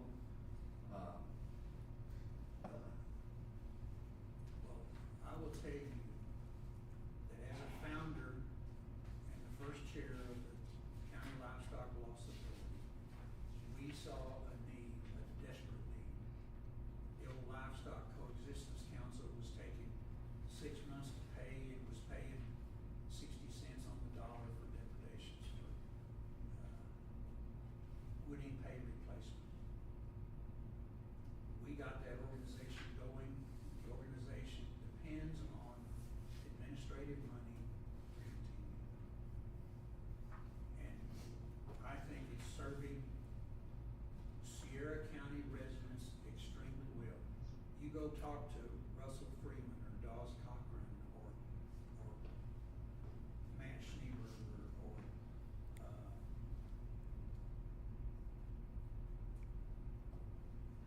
any of those ranchers who have suffered, Chambers, they've had depredations down there south of Hillsborough that have been paid. They support the program. All we're doing with this request is to continue to support the program. The issues as to who's paying, and we hope to get McKinley and Cibola and Grant and Hidalgo. Hidalgo's had 10 or 11 depredations over the last couple of years. It's up to each commission to apply as Grant County has applied to join, and they're an ex officio member until we get another county. Jim, I've got a question. Go ahead, Hank. Why do you think these other counties haven't jumped on?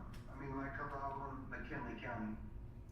I don't think they've suffered the depredations that they're getting the pressure from their ranchers. Okay, that was my question, thank you. So let me ask another question. So, having had some experience there, are we paying for any kills that have insurance policies on? No, we're not. They can also go through Department of Agriculture, and there have been some ranchers who have gone through Farm Services Administration claims, and they are not eligible for payments from the CLLA. Okay. Insurance is not a consideration, like livestock insurance. It would be a claim that would go to Farm Services Administration. They're not eligible for CLLA payment. Well, a rancher can buy insurance for deprivation. Yes, they can. And why wouldn't they just use that mechanism instead of taxpayers from Sierra County paying for it? You're asking a question that I can't answer that. So It's not mundane.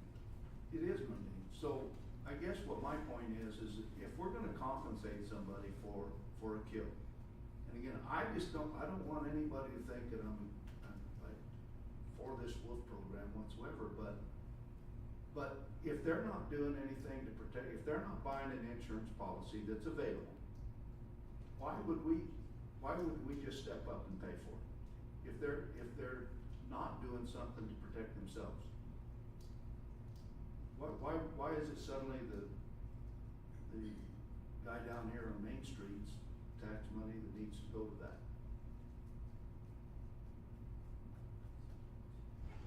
The County Livestock Loss Authority was founded and organized to pay depredations from Mexican wolves. The County Livestock Loss Authority does not consider insurance. It makes any claims that go to USDA Farm Services Administration ineligible for payment.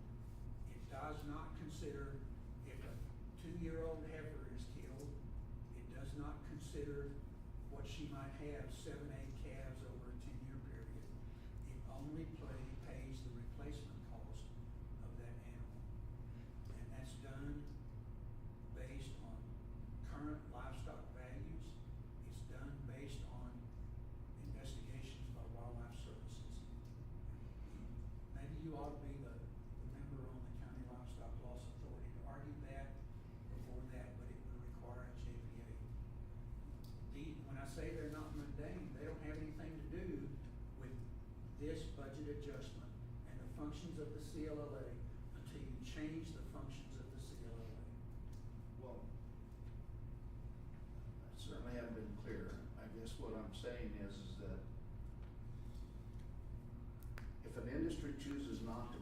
themselves with insurance. If they protect themselves with insurance, they're held full. If they don't protect themselves with insurance and look to the taxpayer to pay for it, is that a fair thing for the taxpayer?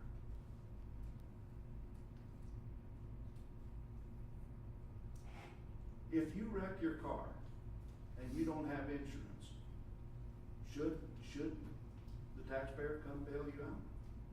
I'm required to have insurance for my car. You know, it comes down, I just, you know, we're going round and round in circles here. Okay, well, we can stop the debate, I'm fine, Yeah, I'm it's- good with it. It is outside the realm of this discussion as to the foundation of how the CLLA operates and what funds are being used. This discussion is for a budget adjustment. Socorro has already indicated they will provide $100,000. Catherine passed it, back in March, the same time as the JPA. I think that's right. And Sierra has a request before us, so we will act on the request. We've had enough discussion. Is there a motion to approve resolution 2026-33 for a budget adjustment for the CLLA? Mr. Chair, I move to approve. I will second. All in favor say aye. Aye. Aye. Any noes? No. Noted, that motion passes.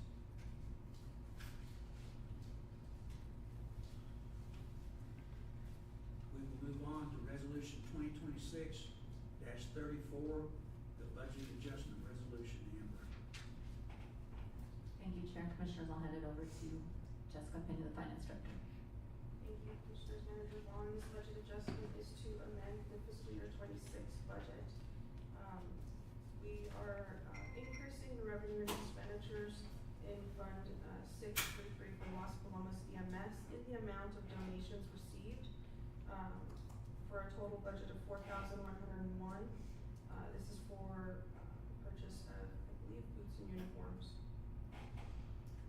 The next adjustment is to increase revenue and expenditures in our grant fund for the RISE grant, which was amended by $26,500 to increase the total amount of the grant for this fiscal year. The third adjustment in the amount of $40,000 is coming to us from New Mexico Gas Company.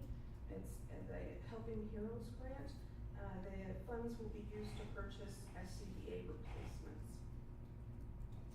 And I will stand for any questions. Any questions, gentlemen?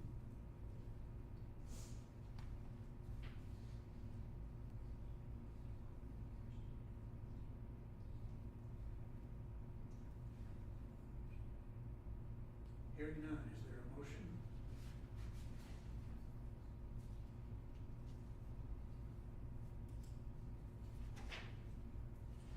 Okay, I'll move it.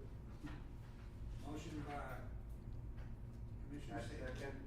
Second by Hank. All in favor say aye. Aye. Aye. Motion is approved. Thank you, Jessica. Thank you. Also, we'll do resolution 2026-35, adopting the preliminary budget. Amber and Jessica. Thank you, Chair and Commissioners. Finance Director Jessica Penny will present the preliminary budget. Morning, and thank you. So this resolution is to approve the preliminary budget after adjustments were made from our workshop in April.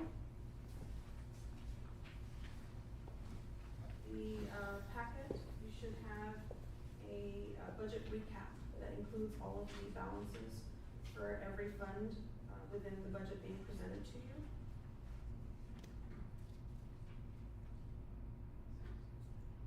Now, starting off with our general fund revenue, this budget includes a 4% increase to the overall revenue in the general fund,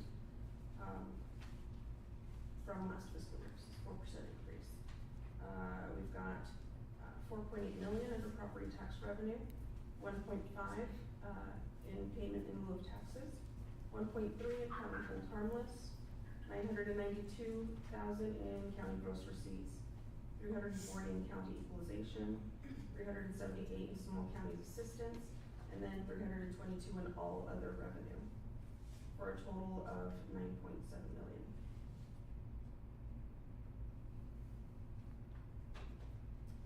Then we have our general fund expenditures.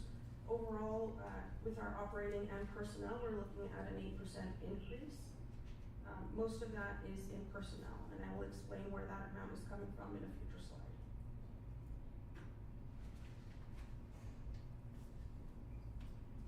Our general fund operating budgets, for the most part, most of our departments stayed pretty flat. And this is operating only, this does not include personnel. The biggest changes we see is a drop in the law enforcement department, so with the sheriff's office. We see a drop of 4%, but that amount will actually change before the final budget. Initially for the preliminary, we took out the budget that was there for a metal building purchase that's happening this year. But since then, there have been some changes to that, and we're gonna have to carry over the funds. So we'll see that go back up before the final presentation in July. There's also a decrease within the finance department budget, and that is due to the cancellation of a contract with Amplifund for a software for grant management that was no longer needed. The biggest increases we see here are within the administration department, and that is primarily due to the budgeting of an AV project for the commission chambers. And then the detention department for the purchase of new software.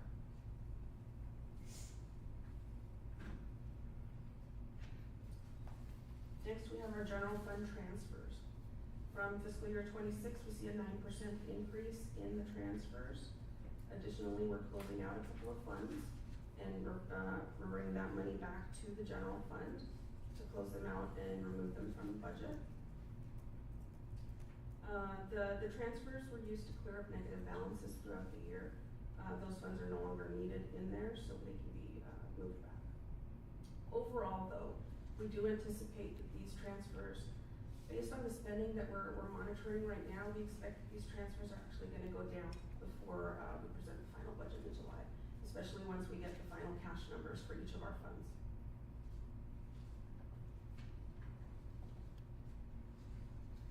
Next, we have the road fund, Fund 402. We see a 10% increase, the biggest increase being in personnel, and again, I'll explain where that's coming from in a future slide. And then we have our correction fund, Fund 605. We see a 3% increase there in the operating budget.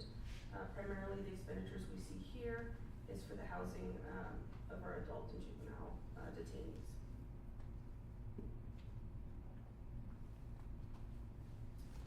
We have our personnel.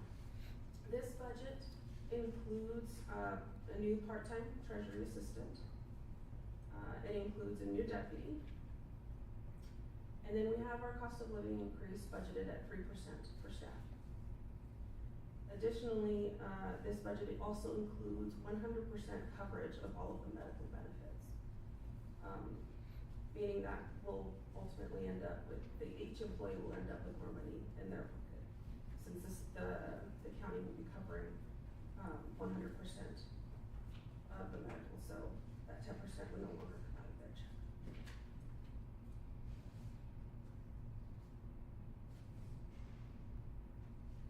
This budget includes various projects and purchases. It includes the purchase of a brand new skid steer that will be purchased out of the LACTIV fund. We're budgeting $220,000 for that.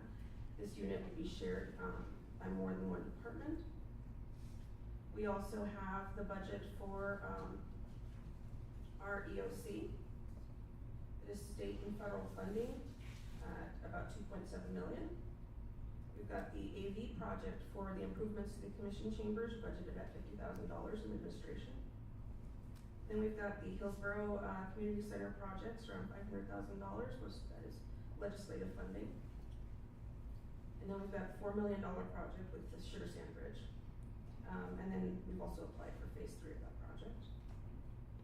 We've still got about $350,000 in legislative funding for the fairgrounds. $18.5 thousand for the detention software. And, we also have the $92,000 budget for the resource management plan.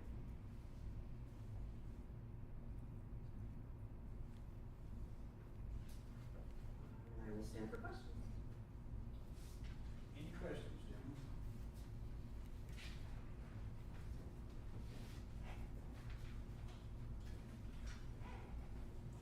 And could you, I wasn't, could you talk a little bit about the, what I would call the importance on the insurance for the employees? The medical insurance for the Yeah, employees? and Okay. because there was some, I think it's important to bring up because there was, at our meeting, we had some, there was some discussion about our ability to retain employees and how we would pass raises on, with the cost of insurance going up so much that it sometimes a raise ended up being a negative in cash. Yes, sir. So, thank you, Mr. Jones. What we've done here is we have looked over the time is that we have paid, our split has been 90% county, 10% employee. Over time, raises would sometimes not cover the increase in insurance. So part of the reason we looked at this is to see this way we don't have that anymore and we're not playing the equity game with raises versus insurance.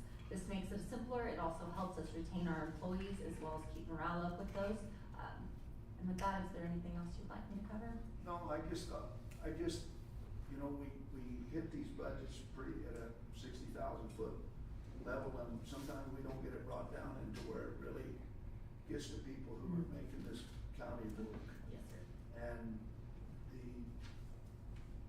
over the past several months, I've had an opportunity to look at some other places.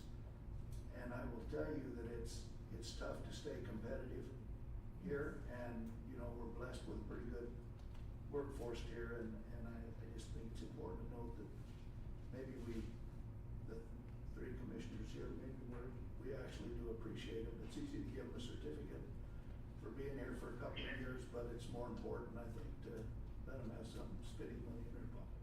Yes, sir. And that's on behalf of all the commissioners. All the commission was very supportive of that, and I think that's important.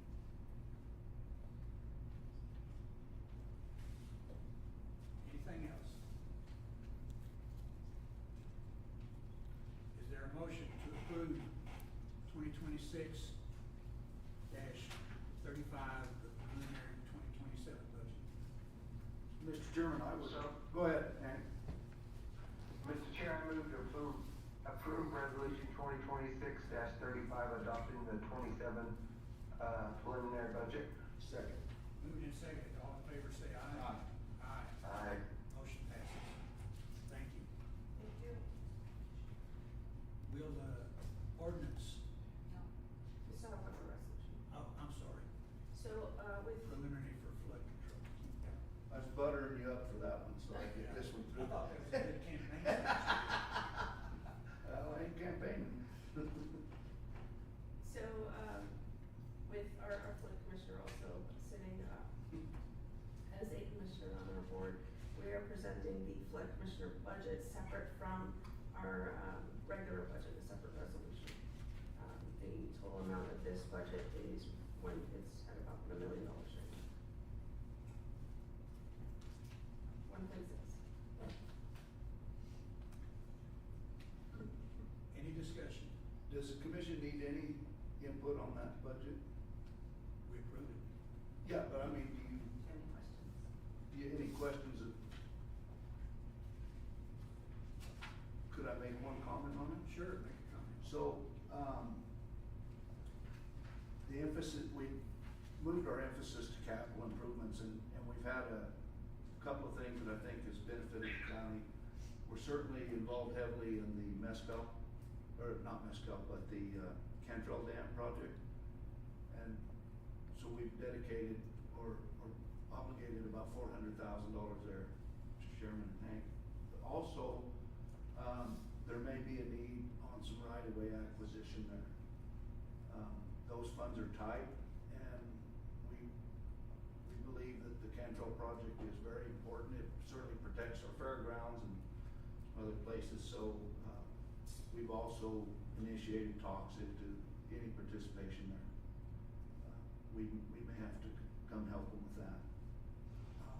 If we do, I would like to bring that back to the commission, because it would be a right-of-way acquisition, and we'd like to come back for support for that. So that may turn into a budget adjustment here in the future.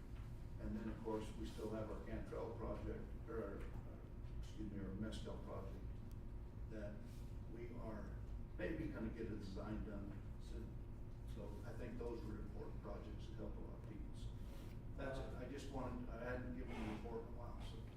I think the commission would look favorably at flood commission budget changes that benefit the citizens and protect our properties.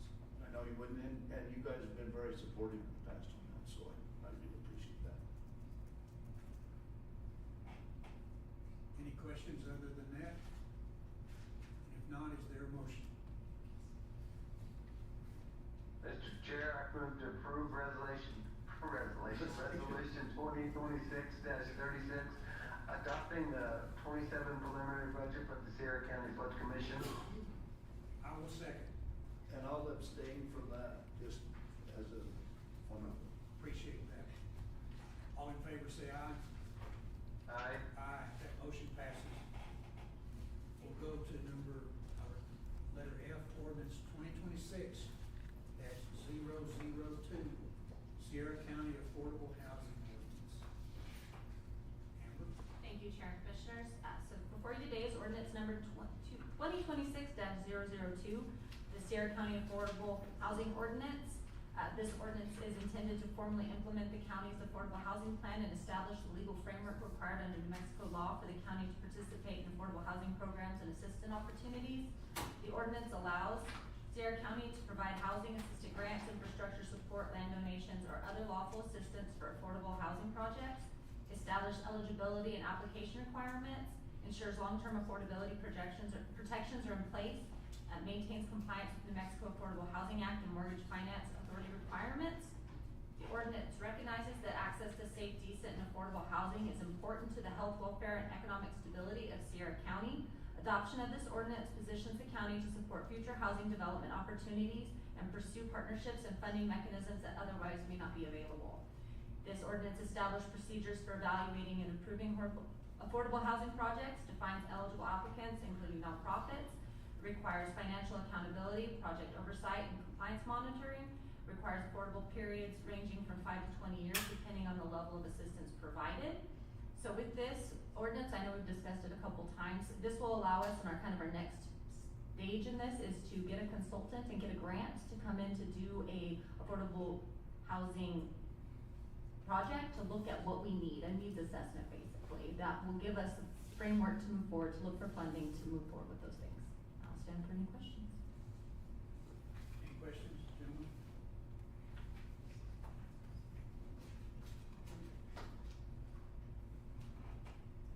I have a bunch. How quick can we move this through? I'm just kidding. If it's passed today, what's the effective date? Mr. Chairman, members of the commission, the effective date would be June 25th, if filed.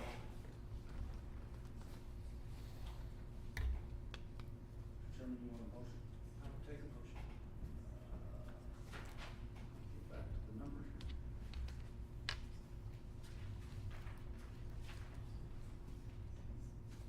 This is the resolution number. Ordinance number 2026-002, Sierra County Affordable Housing. And with that, I would move passage of that ordinance. Is there a second? I second. All in favor say aye. Aye. Aye. Aye, that motion passes. Thank you, Amber. We will go into executive session, section 10 through 15, E through H, pending and threatened litigation, Sierra County versus Pluma LLC. I need a motion to go into executive session. Mr. Chair, I move to go to executive session. Is there a second? I'll second. Do a roll call, Teresa, please. Yes, Chairman Paxton, Yes. Vice Chair Hopkins, Yes. Commissioner Jones, Yes.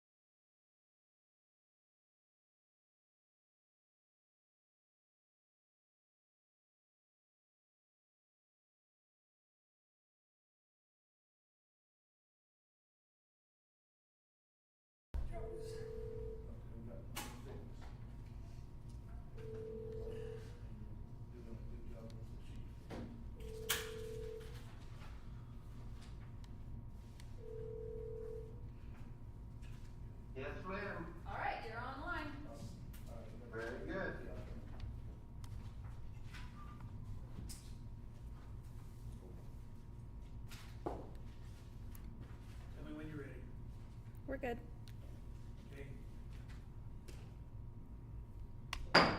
We will come out of executive session.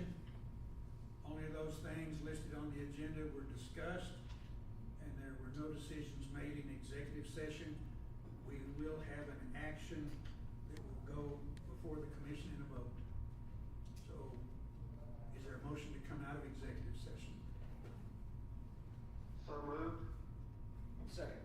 Moved and seconded, a roll call vote, Teresa? Yes. Chairman Paxton? Yes. Vice Chair Hopkins?